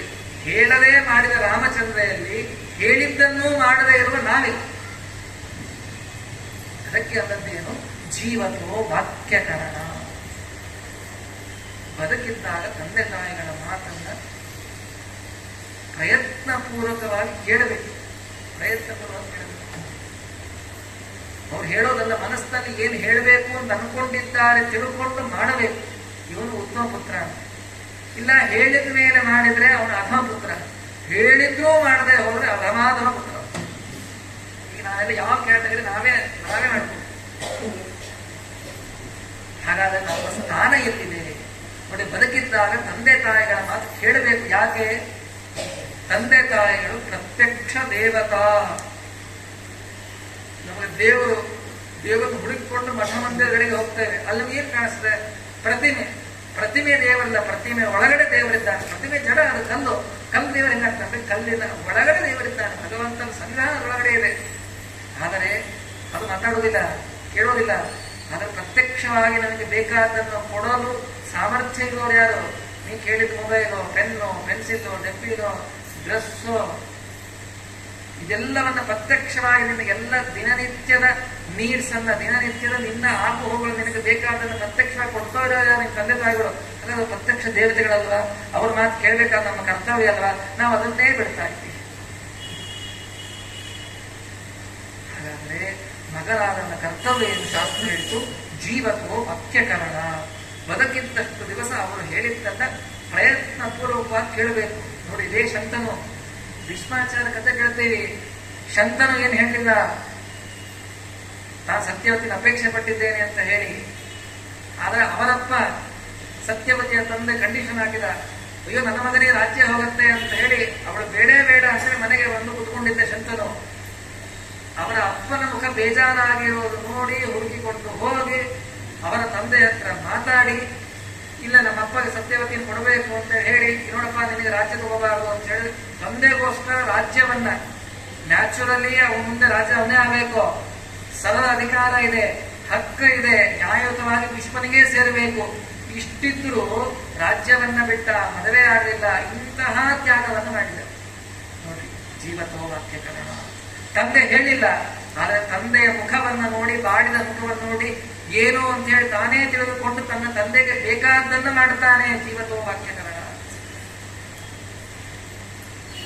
ಜೀವತೋ ವಾಕ್ಯಕರಣ. ಜಮದಗ್ನಿಗಳು ಪರಶುರಾಮನ ಹೇಳ್ತಾನೆ, ನಿಮ್ಮ ತಾಯಿಯ ತಲೆ ಕಡಿಯುತ್ತದೆ. ಏನ್ ಮಾಡ್ಬೇಕ್ರಿ? ಮಾತ್ರ ದೋಷನ ಬಿಟ್ರೆ ತಂದೆ ತಾಯಿಗಳ ಮಾತು ಕೇಳದೆ ಹೋದ್ರೆ ಅವ್ರು ಕೊಂದ ಪಾಪ. ಮತ್ತೆ ತಂದೆ ತಾಯಿಗಳ ಮಾತು ಕೇಳಿಲ್ಲ ಅಂತಂದ್ರೆ ಏನು? ಪವಮಾನದಲ್ಲಿ ಪವಮಾನ ಹೋಮ ಮಾಡ್ಬೇಕಾ, ಸಂಕಲ್ಪ ಮಾಡಿಸ್ಬೇಕಾದ್ರೆ ಅದೆಲ್ಲ ಬರ್ತದೆ. ಮಾತೃವದ, ಪಿತೃವದ ಎಲ್ಲ ದೋಷಗಳ ಪರಿಹಾರಕ್ಕಾಗಿ ಯಾವ ಮಕ್ಕಳು ತಂದೆ ತಾಯಿ ಎಲ್ಲೋ ಭಾರಿ ಕಟಕರಿದ್ರೆ ಬರ್ತಾರೆ. ಸಾಮಾನ್ಯ ಮಕ್ಕಳು ಯಾರೂ ಕೊಲ್ಲೋದಿಲ್ಲ. ಹಾಗಾದ್ರೆ ಮತ್ತೆ ಯಾಕೆ ಹೇಳ್ತೋ ಸಂಕಲ್ಪದಲ್ಲಿ ಯಾಕೆ ಅಳವಡಿಸಿದ್ರು ಅಂದ್ರೆ ಇದೇ ಅರ್ಥ. ತಂದೆ ತಾಯಿಗಳನ್ನು ಕೊಲ್ಲೋದು ಅಂತಂದ್ರೆ ಅವರಿಗೆ ವಿಷ ಹಾಕೋದು, ಅವರನ್ನ ಅಗ್ನಿ ಇಡೋದು, ಅವರನ್ನ ಕೊಲ್ಲೋದು ಕೊಡಲಿಂದ ಅರ್ಥವಲ್ಲ. ತಂದೆ ತಾಯಿಗಳ ಮಾತನ್ನ ಕೇಳದೆ ಹೋದ್ರೆ ಅವರನ್ನ ಕೊಂದ ಪಾಪ. ಏನ್ ಮಾಡಿದ್ರಿ ಪರಶುರಾಮ ದೇವರು? ಶಾಸ್ತ್ರ ಹೇಳಿದೆ ಜೀವತೋ ವಾಕ್ಯಕರಣ. ತಲೆ ಕಡಿದು ಬಿಟ್ಟು ಮುಂದೆ ತಲೆಯನ್ನು ಮತ್ತೆ ತಾಯಿಯ ತಲೆಯನ್ನು ಬದುಕಿಸುವ ಸಾಮರ್ಥ್ಯ ಇತ್ತು. ಮೊದಲು ತಂದೆ ಹೇಳಿದ ಮಾತು ಕೇಳಿಬಿಟ್ಟು ಆಮೇಲೆ ಬದುಕಿಸಿದ್ರು. ಹಾಗೆ ಬದುಕಿದ್ದಾಗ ತಂದೆ ತಾಯಿಗಳ ಮಾತು ಕೇಳೋದು, ಏನು ಮಾಡಿರ್ತೀರೋ ಗೊತ್ತಿಲ್ಲ. ಕೆಲವರು ಭಾರಿ ಭಾರಿ ಭಾರಿ ಸೇವಾ ಮಾಡ್ತಾ ಇರ್ತಾರೆ, ಎಷ್ಟು ಯಾತ್ರೆ ಮಾಡ್ತಾ ಇರ್ತಾರೆ, ಎಷ್ಟು ದಾನ ಮಾಡ್ತಾ ಇರ್ತಾರೆ, ಎಷ್ಟು ಧರ್ಮ ಮಾಡ್ತಾ ಇರ್ತಾರೆ. ಒಂದು ಬಿಟ್ಟು ಅಪ್ಪ ಅಮ್ಮ ಮಾತು ಕೇಳ್ತಾ ಇರ್ತಾರೆ. ಇದಿಷ್ಟು ಒಂದು ತಕಡಿಯಲ್ಲಿ ಹೇಳ್ರಿ, ಇದನ್ನೊಂದು ತಕಡಿಯಲ್ಲಿ ಹೇಳ್ರಿ, ಇಷ್ಟು ಮಾಡಿದ್ದು ಕೆಳಗಾಗ್ಬಿಡ್ತು. ಇದು ನೀವು ಮಾಡಿರೋ ದಾನ ಧರ್ಮ ಪುಣ್ಯಗಳು ನಿಮಗೆ ಪೂರ್ಣವಾಗಿ ಸಿಗಬೇಕು ಅಂದ್ರೆ ಮೊದಲು ಇದನ್ನ ಮಾಡ್ರಿ. ಜೀವತ್ವೋ ವಾಕ್ಯಕರಣ. ಹಾಗಾದ್ರೆ ಪುತ್ರ ಅಂತ ಕರೆಸಿಕೊಳ್ಳಿಕ್ಕೆ ಮೂಲಭೂತವಾಗಿ ಮೊದಲು ಏನ್ ಮಾಡಬೇಕು ಅಂತಂದ್ರೆ, ಅವರಿಂದ ಹುಟ್ಟಿ ಬಂದಿದ್ದಕ್ಕಲ್ಲ, ಅವ್ರಿಗೆ ಬೇಕಾದವೇ ನಿಮ್ಗೆ ರೇಷ್ಮೆ ಸೀರೆ ತಗೋ, ಬೆಳ್ಳಿ ತಗೋ, ಬಂಗಾರ ತಗೋ, ಅಪಾರ್ಟ್ಮೆಂಟ್ ಕೊಡಿಸ್ಬಿಟ್ಟು ನಮ್ಮ ಯಾತ್ರೆ ತೀರ್ಥ ಮಾಡಿಸಿ ಏನ್ ನಮ್ಗೆ ಖರ್ಚು ಮಾಡ್ರಿ ಅಲ್ಲ. ಹಣದಿಂದ ಮುಖ್ಯವಾಗಿ ಮಾಡೋದು ಕರ್ತವ್ಯ ಮಾಡಬೇಕು. ಮುಖ್ಯವಾಗಿ ಅವ್ರು ಹೇಳಿದ್ದನ್ನ ಕೇಳಬೇಕು. ಅಪ್ಪ ಅಮ್ಮ ಹೇಳಿದ ಮಾತು ಕೇಳಬೇಕು. ಎಲ್ಲಾರು ಹೇಳ್ತಾ ಇರ್ತಾರೆ, ಆಚಾರ್ಯ ನಮ್ಮ ಮಕ್ಕಳು ನಮ್ಮ ಮಾತು ಕೇಳೋದಿಲ್ಲ. ಏನ್ ಮಾಡ್ಬೇಕು? ಆಚಾರ್ಯ ಮಾಡ್ಬೇಕು. ಹೌದು. ನಿಮ್ಮ ಮಕ್ಕಳು ನಿಮ್ಮ ಮಾತು ಕೇಳಿಲ್ಲ ಅಂದ್ರೆ ನೀವು ಆಚಾರ ಅಂತಂದು ಹೇಳಿದ್ರೆ ಆಚಾರ ಏನ್ ಮಾಡಬೇಕು? ನಿಮ್ಮ ಮಕ್ಕಳು ನಿಮ್ಮ ಮಾತು ಕೇಳಬೇಕು ಅಂತ ನಿಮ್ಮ ಮಕ್ಕಳು ನೀವು ಎಷ್ಟು ಜನ ನಿಮ್ಮ ಮಕ್ಕಳಿಗೆ ಪುರಾಣ ಕರ್ಕೊಂಬಂದೆ ನೋಡ್ಕೊಂಡಿದ್ದೀರ? ಕರ್ಕೊಂಬಂದಿರಾ? ನೀವು ನಿಮ್ಮ ಮಕ್ಕಳನ್ನು ಧರ್ಮ ಸಂಸ್ಥೆಗಳಿಗೆ, ದೇವಸ್ಥಾನಗಳಿಗೆ, ಸಿನಿಮಾಗೆ ಹೋಗ್ತೇವೆ ರೊಕ್ಕ ಕೊಡ್ತೀರಿ, ಬೇಡ ಅಂತ ಹೋಗಿಲ್ಲ. ಈಗ ಬಿಡು ಅಂತ ಹೇಳಿ ಯಾರೂ ಬಿಡುವುದಿಲ್ಲ. ಅದೇ ತುಂಬಾ ಕಷ್ಟ ಇದೆ, ಕಾಲ ಹಾಗಿದೆ. ಅದಕ್ಕೆಲ್ಲ ಅವರಿಗೆ ಬೇಕಾದ ಟೂರಿಗೆ ಹೋಗ್ಲಿಕ್ಕೆ, ಪಿಕ್ನಿಕ್ ಹೋಗ್ಲಿಕ್ಕೆ ಹೆಂಗೆ ರೊಕ್ಕ ಕೊಡ್ತೀರೋ, ಇವತ್ತು ರಾತ್ರಿ ಊಟಕ್ಕೆ ಹಾಕಬೇಕು ಅಂದ್ರೆ ಇವತ್ತು ಪುರಾಣಕ್ಕೆ ಬರಬೇಕು, ನೀವು ಕರ್ಕೊಂಡ್ ಬರಬೇಕು. ನೀವು ಅವ್ರು ಕರ್ಕೊಂಡ್ ಬಂದಿಲ್ಲ, ಅವ್ರ ಕಿವಿಗೆ ಹೋಗದೆ ಹೋದ್ರೆ ನಿಮ್ಮ ಮಾತು ಹೆಂಗೆ ಕೇಳ್ತಾರೋ? ಆದರೆ ನೀವು ಮನೆ ಕತೆ ಹೇಳೋದಿಲ್ಲ. ಮನೆಯಾಗ ಅಜ್ಜಿ ತಾತ ಹೇಳ್ತಾ ಇರೋ ಕತೆ ಅಂದ್ರೆ ಅಜ್ಜಿ ತಾತ ಇಲ್ಲ, ವೃದ್ಧಾಶ್ರಮ ಹಾಕಿಬಿಟ್ಟಿರಿ, ಇಲ್ಲ ಅವ್ರು ಇಲ್ಲೇ ಇಲ್ಲ. ಇನ್ನು ಮುಂದೆ ಇವ್ರ ಮಕ್ಕಳಿಗೆ ಹೇಳ್ತಾ ಅಂದ್ರೆ ಇವರಿಬ್ರು ಆಫೀಸ್ ಸೇರ್ಕೊಂಡ್ಬಿಡ್ತಾರೆ. ಹಾಗಾದ್ರೆ ಮುಂದೆ ನಾವು ಹೇಗೆ ಬದುಕಬೇಕು ಅನ್ನುವ ಆದರ್ಶವನ್ನ, ಗುಣಗಳನ್ನು ನಮ್ಗೆ ಹೇಳ್ಕೊಡೋದೇ ಇಲ್ಲದೆ ಹೋದರೆ ಅವ್ರು ಹೆಂಗೆ ಕಲಿತಾರೆ? ನೀವು ಬೆಳೆಸುವುದರಲ್ಲಿ ಎಡವಿ ಆಚಾರ ಹತ್ರ ಬಂದು ಆಚಾರ ನನ್ನ ಮಕ್ಕಳ ಮಾತು ಕೇಳ್ತಾರೆ. ಆಚಾರ ಮಂತ್ರಾಕ್ಷಿ ಕೊಟ್ಟವ್ರ ಮಾತು ಕೇಳ್ತಾರೇನ್ರಿ? ಆಚಾರ್ಯ ಅವ್ರ ಅಪ್ಪ ಅಮ್ಮನ ಮಾತು ಕೇಳ್ತಾರೆ, ಯಾರಿಗೆ ಗೊತ್ತು? ನೀವು ನೋಡಿರಿ, ಪುರಾಣ ಹೇಳಿದ ಆಚಾರ ಮನೆಯಾಗ ಅವ್ರ ಅಪ್ಪ ಅಮ್ಮನ ಮಾತು ಕೇಳ್ತಾ ಇದ್ರೆ ನಮ್ದು ಏನ್ ಗ್ಯಾರಂಟಿ? ಹಾಗಾದ್ರೆ ಪ್ರಾಕ್ಟಿಕಲ್ ಆಗಿ ಹೇಳೋದು ಸುಲಭ, ಮಾಡೋದು ತುಂಬಾ ಕಷ್ಟ ಇದೆ.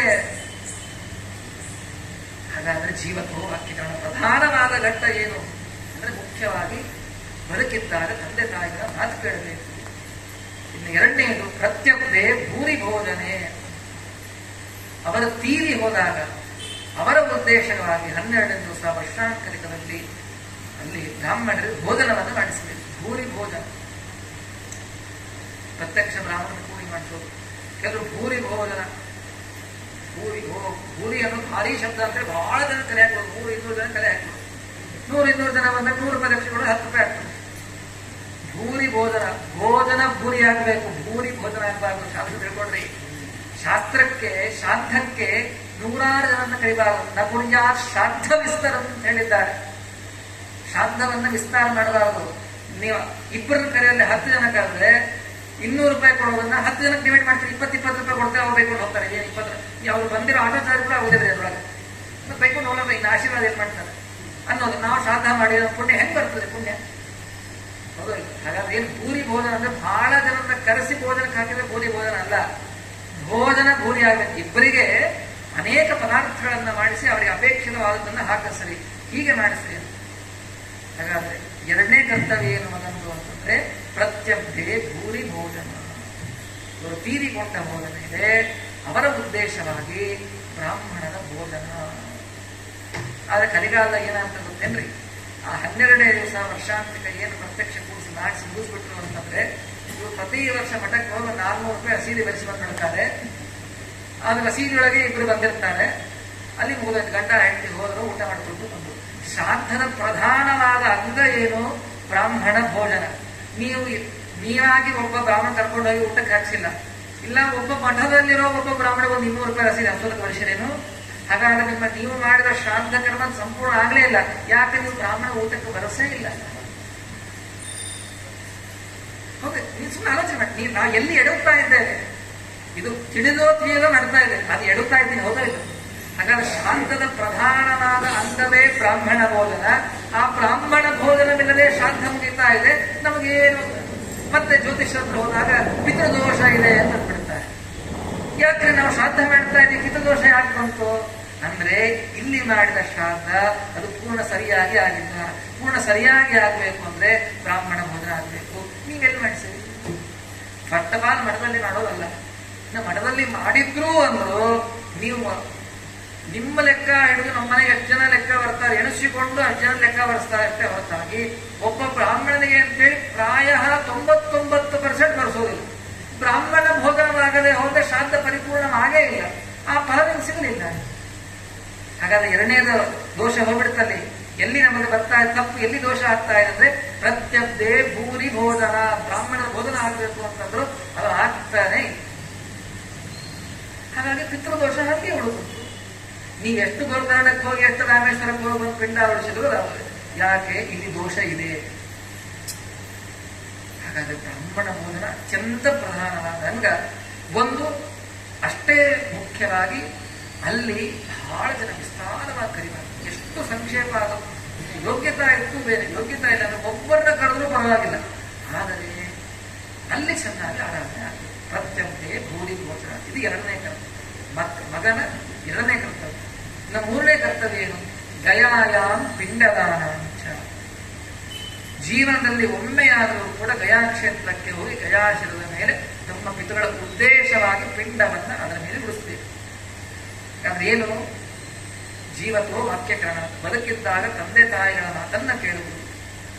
ಎರಡನೆಯದು, ಅವರು ತೀರಿ ಹೋದ ಮೇಲೆ ಅವರಿಗೋಸ್ಕರ ಅವರ ಶ್ರಾದ್ದಾದಿ ಕರ್ಮಗಳಲ್ಲಿ ಬ್ರಾಹ್ಮಣ ಭೋಜನವನ್ನು ಮಾಡಿಸುವುದು.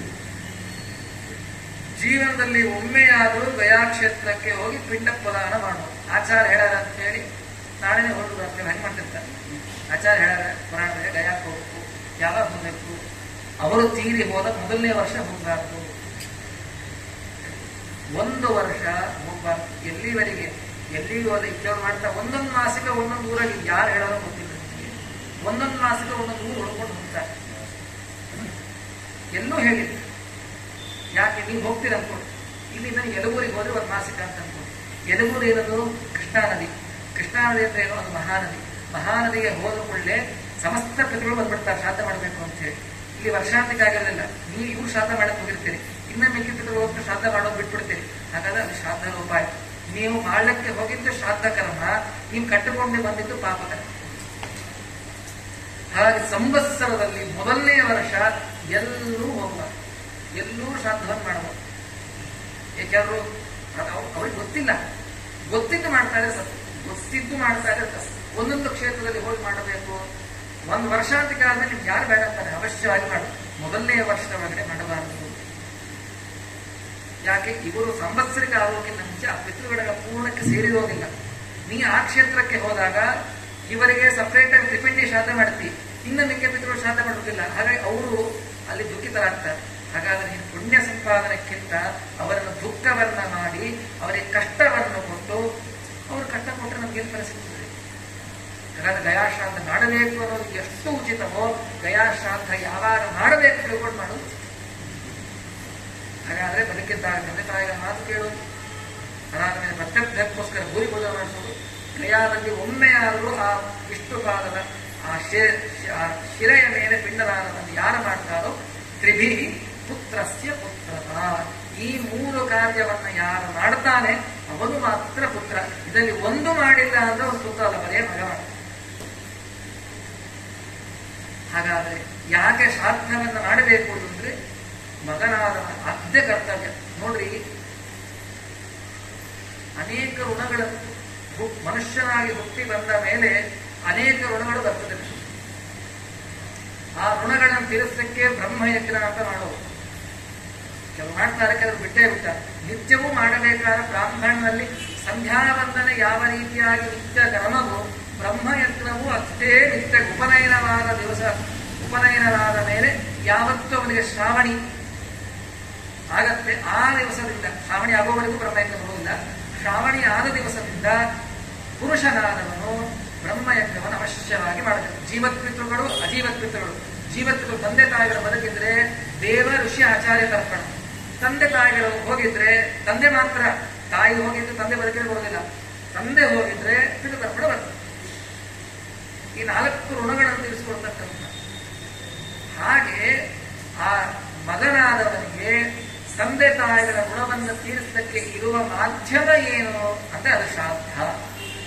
ಹೌದು, ಶ್ರಾದ್ದ ಮಾಡಿದ್ರೆ ತೀರ್ತದ, ಪೂರ್ಣವಾಗಿ ತೀರೋದಿಲ್ಲ. ತಂದೆ ತಾಯಿಗಳ ಋಣವನ್ನು, ಅದರಲ್ಲೂ ತಾಯಿ ಋಣವನ್ನ ಏನು ಮಾಡಿದ್ರೂ ತೀರಿಸಲಿಕ್ಕೆ ಶಕ್ಯವಿಲ್ಲ. ತಾಯಿಯ ಋಣ ತುಂಬಾ ದೊಡ್ಡದು, ತಾಯಿ ಋಣವನ್ನು ತೀರಿಸಲಿಕ್ಕೆ ಶಕ್ಯವಿಲ್ಲ. ನೋಡಿ, ಅದಕ್ಕೆ ತಮಗೋಸ್ಕರ ತಾವು ಸನ್ಯಾಸವನ್ನ ಸ್ವೀಕಾರವನ್ನ ಮಾಡಬೇಕಾದ್ರೆ ತಮಗೆ ಹಾಕುವ ಶ್ರಾದ್ದ ಮಾಡಿಕೊಂಡಿರ್ತಾರೆ ಸನ್ಯಾಸಿಗಳು.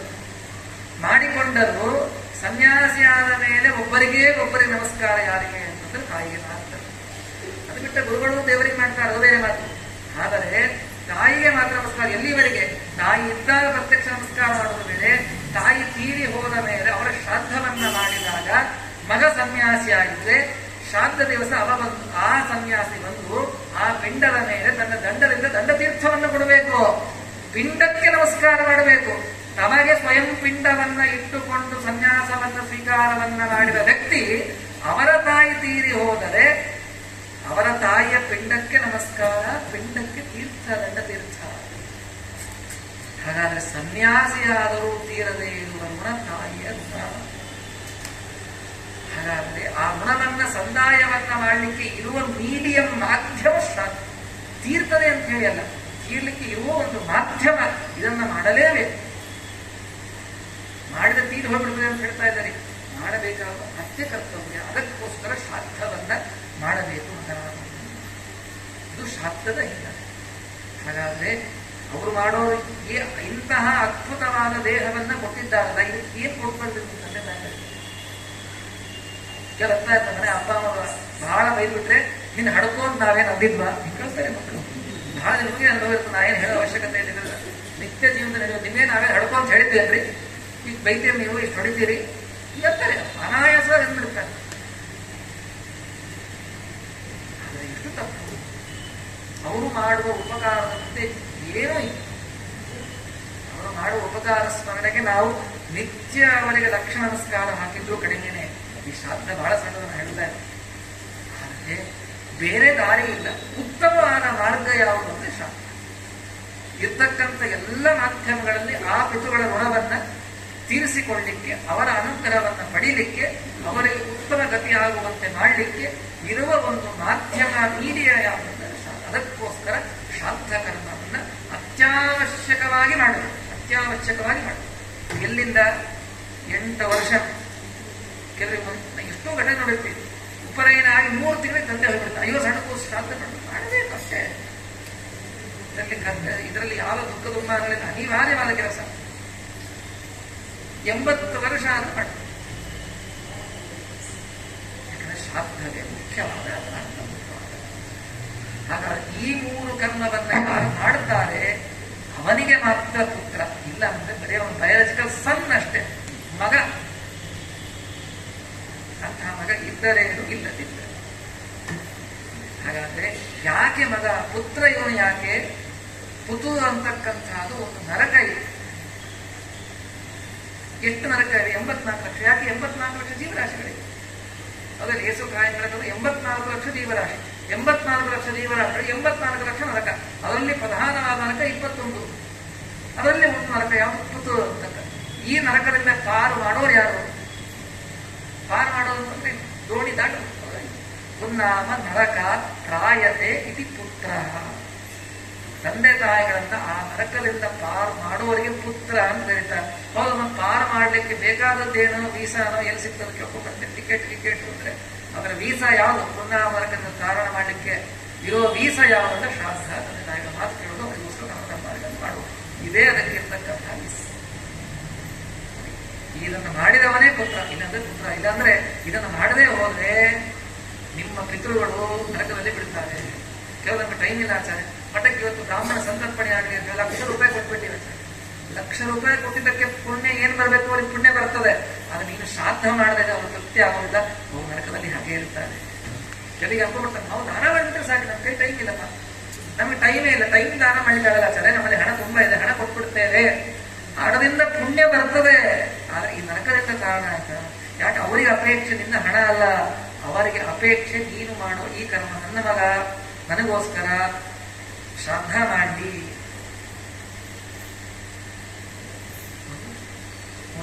ನೀವು ಎಷ್ಟು ಶ್ರದ್ಧೆಯಿಂದ, ಎಷ್ಟು ಪ್ರೀತಿಯಿಂದ, ಎಷ್ಟು ಉಲ್ಲಾಸದಿಂದ, ಎಷ್ಟು ವೈಭವದಿಂದ, ಅವ್ರು ಎಷ್ಟು ಹುಟ್ಟಿದಬ್ಬ ಓಣಿ ಸ್ಕೂಲಿಗೆಲ್ಲ ಚಾಕ್ಲೇಟ್ ಹಚ್ಚಿರಿ, ಓಣಿಗೆಲ್ಲ ಊಟಕ್ಕೆ ಹಾಕ್ಸಿರಿ, ಕೇಕ್ ಕಟ್ ಮಾಡಿಸಿರಿ, ಹೊಸ ಡ್ರೆಸ್ ಕೊಡಿಸಿರಿ. ಇದರ 5% ಕೃತಜ್ಞತಾ ಇದ್ದವ್ರು ಶ್ರಾದ್ದ ಮಾಡಿಬಿಟ್ಟು ಉದ್ಧಾರ ಆಗಿಬಿಟ್ಟಿದೆ.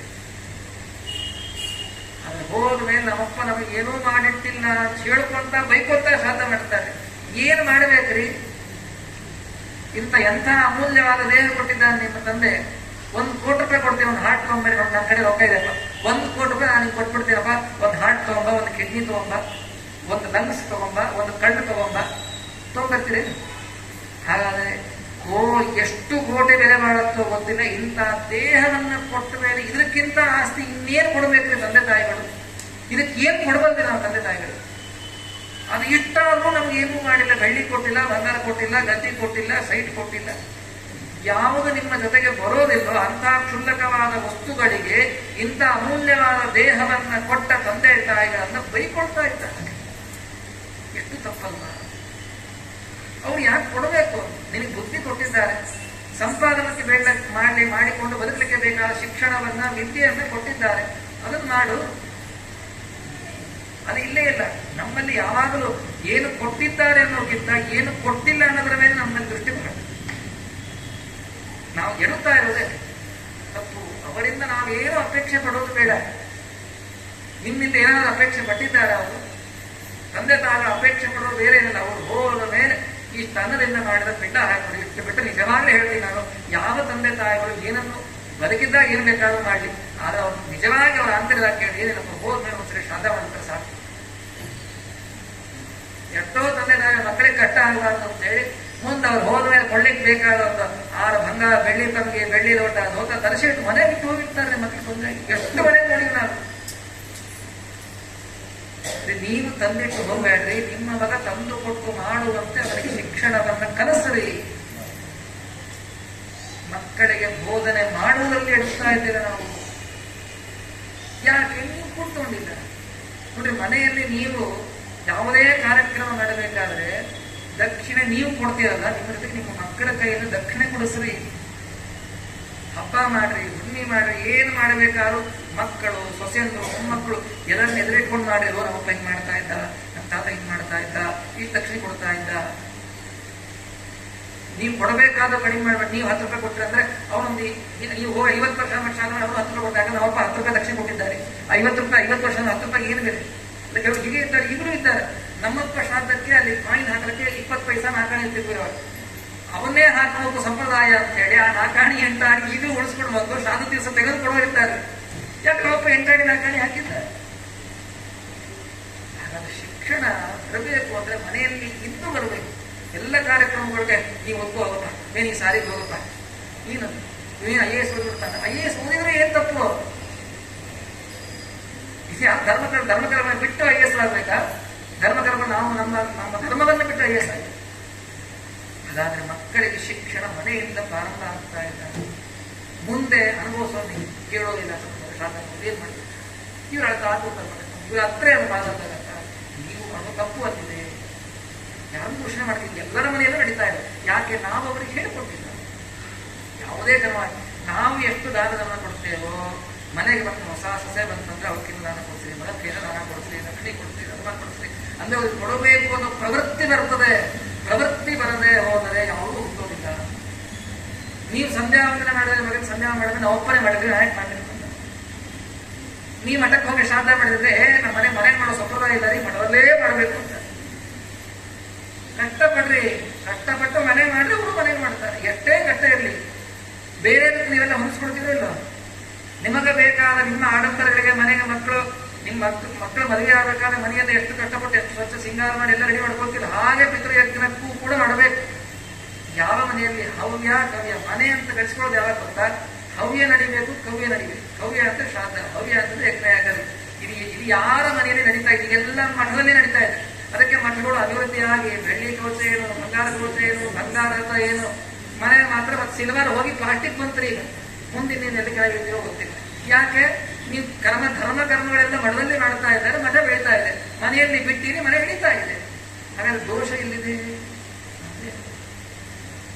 ಯಾವುದರ ಮನೆಯಲ್ಲಿ ಹವ್ಯ ಕವ್ಯಗಳು ನಡೆಯೋದಿಲ್ಲೋ ಅದು ಮನೆ ಅಲ್ಲ. ಅದು ಏನಂಬೇಕು? ಪ್ರೇತರಾಜ ಗೃಹೋಪಮ. ಯಾರು ಹೇಳ್ತಾರೆ? ಕಶ್ಯಪರು ಹೇಳ್ತಾರೆ. ಹೆಂಡತಿಯಾದ ಅದಿತಿ ದೇವಿ, ಅಷ್ಟಮ ಸ್ಕಂದ ಭಾಗವತ. ಅದು ಮನೆ ಅಲ್ಲ ಅಂತ. ಯಾವ ಮನೆಯಲ್ಲಿ ಹವ್ಯ ಕವ್ಯಗಳು ನಡೆಯೋದಿಲ್ಲವೋ, ಏನೋ ಅನಿವಾರ್ಯ ಅನಾನುಕೂಲ, ಹೆಂಡತಿ ಮುಟ್ಟಾಗಿದ್ರು, ಮೈಲಿಗೆ ಬಂದಿತ್ತು, ನೀರು ಸಿಕ್ಕಿಲ್ಲ, ಒಂದು ಸಲ ಮಠಕ್ಕೆ ಹೋಗೋದಕ್ಕೂ ಯಾವಾಗಲೂ ಮಠಕ್ಕೆ ಹೋಗೋದಕ್ಕೂ ವ್ಯತ್ಯಾಸ ಇಲ್ಲ. ನೀವು ಮನೆಯಲ್ಲಿ ಮಾಡಿದ್ರೆ ಎಷ್ಟು ನಾವು ಹೇಳ್ಕೊಂತೀವಿ, ಮನೆ ಮಾಡಿದ್ರೆ ನಿಮ್ ಕಷ್ಟ ಅಂತ ನೋಡ್ತೀರಿ. ನೀವು ಮನೆಯಲ್ಲಿ ಮಾಡಿದಾಗ ಎಷ್ಟು ಜನ ಅದರಿಂದ ಬದುಕ್ತಾರೆ, ಎಷ್ಟು ಜನಕ್ಕೆ ಉದ್ಯೋಗ ಸಿಗ್ತದೆ. ಹಿಂದಿನವ್ರು ಯಾಕೆ ಮಾಡ್ತಾರೆ? ಮನೆಗೆ ಅಡಿಗೆ ಒಂದು ಮನೆ ಕಳಿಸ್ತೀರಾ, ಅವರಿಗೊಂದು ಉಪಜೀವನ ಆಯ್ತಾ? ಬ್ರಾಹ್ಮಣ ಮನೆ ಕಳಿಸ್ತೀರಾ, ಅವರಿಗೊಂದು ಉಪಜೀವನ ಆಯ್ತಾ? ಮನೆಗೆ ಮುಸುರಿ ತೊಳೆಯೋರು, ಅವ್ರು ಸ್ವಲ್ಪ ಎಕ್ಸ್ಟ್ರಾ ಪಾತ್ರ ಅವ್ರಿಗೆ ಒಂದು 3 ರೂಪಾಯಿ ಎಕ್ಸ್ಟ್ರಾ ಕೊಡ್ಬೇಕು, ಅವಳಿಗೂ ಉಪಜೀವನ ಆಯ್ತಾ? ಹಾಗಾದ್ರೆ ಮಾಡಿದ್ದ ಕರ್ಮ ಬಂದು 4-6 ಜನ ನಿಮ್ಗೆ ಹೆಸರು ಕೊಟ್ಟು ಸಂತೋಷದಿಂದ ಒಂದು ಬದುಕಿದ್ರು. ಅದೆಲ್ಲ ಬಿಟ್ಟುಬಿಟ್ರೆ ಏನಾಯ್ತು? ಹಾಗಾದ್ರೆ ಹವ್ಯ ಕವ್ಯಗಳು ಮನೆಯಲ್ಲಿ ನಡೀಬೇಕು. ಅದಕ್ಕೆ ಈ 3 ವಿಧವಾದ ಕರ್ಮವನ್ನ ಅವಶ್ಯವಾಗಿ ಮಗನಾದವನು ಮಾಡಬೇಕು. ಹೀಗೆ ಮಾಡಿದವನನ್ನೇ ಮಗ ಅಂತ ಕರೀಬೇಕು. ಇಲ್ಲ ಅಂದ್ರೆ ಅವನು ಮಾರ್ಗ. ಪುತ್ರ ಪುಣ್ಯನಾಮ ನರಕಾತ್ ತ್ರಾಯತೆ ಪುತ್ರ. ಪಿತೃಗಳನ್ನ ಪುಣ್ಯನಾಮ ಅಂತಕ್ಕಂಥ ನರಕದಿಂದ ಪಾರು ಅಂತಕ್ಕಂಥವನಿಗೆ ಪುತ್ರ ಅಂತ ಹೇಳಿ ಕರೆಸಿಕೊಳ್ತಾನೆ. ಹಾಗಾಗಿ ಪಿತೃಗಳ ಅನುಗ್ರಹವನ್ನು ಪಡೆಯಲಿಕ್ಕೆ, ಪಿತೃಗಳಿಗೆ ಕೃತಜ್ಞತೆಯನ್ನು ಸಮರ್ಪಣೆ ಮಾಡಲಿಕ್ಕೆ ನಮಗೆ ಇರುವ ಒಂದೇ ಒಂದು ಮಾಧ್ಯಮ ಅಂತಂದ್ರೆ ಶ್ರಾದ್ದವನ್ನು ಶ್ರದ್ಧೆಯಿಂದ ಮಾಡಬೇಕು. ಹೌದು, ಅವರ ನರಕದಿಂದ ಪಾರು ಮಾಡಲಿಕ್ಕೆ, ಅವರಿಗೆ ಬೇಕಾದ ಪುಣ್ಯವನ್ನು ಕೊಡಲಿಕ್ಕೆ, ಅವರಿಗೆ ಸಂತೋಷ ಪಡಿಸಲಿಕ್ಕೆ ಶ್ರಾದ್ದ ಮಾಡಿದ್ವಿ, ಸರಿ. ಇನ್ನೂ ಒಂದು ಪ್ರಶ್ನೆ ಹೊಳಿತು, ಶ್ರಾದ್ದ ಮಾಡಿದ್ವಿ, ಇದರಿಂದ ನಮಗೇನು? ಈಗ ಶ್ರಾದ್ದ ಯಾಕೆ ಆಯಿತು, ಶ್ರಾದ್ದ ಏನಕ್ಕೆ ಆಯಿತು, ಯಾಕೆ ಸಂಶಯ ಪಡಬಾರ್ದು ಆಯಿತು? ಈ 4ನೇ ಪ್ರಶ್ನೆ, ಶ್ರಾದ್ದ ಮಾಡೋದ್ರಿಂದ ಮಾಡಿದವನಿಗೆ ಏನ್ ಲಾಭ? ಕೇಳಬೇಕಾದ ಪ್ರಶ್ನೆ, ಯಾರಿಷ್ಟು ಕ್ವಶನ್. ಯಾಕೆ? ಪ್ರಯೋಜನಮನುದ್ದೇಶ್ಯ ನಮಂದೋಪಿ ಪ್ರವರ್ತತೆ ಅಂತ. ಪ್ರಯೋಜನ ಇಲ್ಲ ಅಂದ್ರೆ ಹುಚ್ಚನೇ ಕೆಲಸ ಮಾಡೋದಿಲ್ಲ. ಶಾಣಿಯವ್ರು ನಾವೇ ಕೆಲಸ ಮಾಡ್ತೀವಿ. ಹೌದ? ನಾ ಪುರಾಣ ಹೇಳಿಕ್ ಬಂದೀನಿ. ಏನ್ ಪ್ರಯೋಜನ? ಪುಣ್ಯದ ಪ್ರಯೋಜನ ಇದೆ, ಮುಖ್ಯವಾದ ಪ್ರಯೋಜನ ಕೊನೆಯ ದಿವಸ ಕೊಡೋ ಕವರ್. ಹೌದಿಲ್ಲ? ಇಲ್ಲ ಅನ್ಕೊಂಡ್ರೆ ನನಗೆ ನಾ ಸುಳ್ಳು ಹೇಳ್ದಂಗೆ. ನೀವೆಲ್ಲ ಬಂದಿರಿ, ಏನು ಪುಣ್ಯದ ಲಾಭ ಇದೆ, ಜ್ಞಾನದ ಲಾಭ ಇದೆ. ಹಾಗಾದ್ರೆ ನಿಮಗೂ ಒಂದು ಪ್ರಯೋಜನ ಉದ್ದೇಶ ಇಟ್ಕೊಂಡು ಬಂದೀರಿ, ನಾನೂ ಒಂದು ಪ್ರಯೋಜನ ಉದ್ದೇಶ ಇಟ್ಕೊಂಡು ಬಂದೀನಿ. ಸರಿಯೋ ತಪ್ಪೋ ರೇಷೋ ಕೆಳಗೆ ಮೇಲಾಗಿದೆ, ಆದರೆ ಪ್ರಯೋಜನ ಉದ್ದೇಶ ಅಂತೂ ಇದೆ.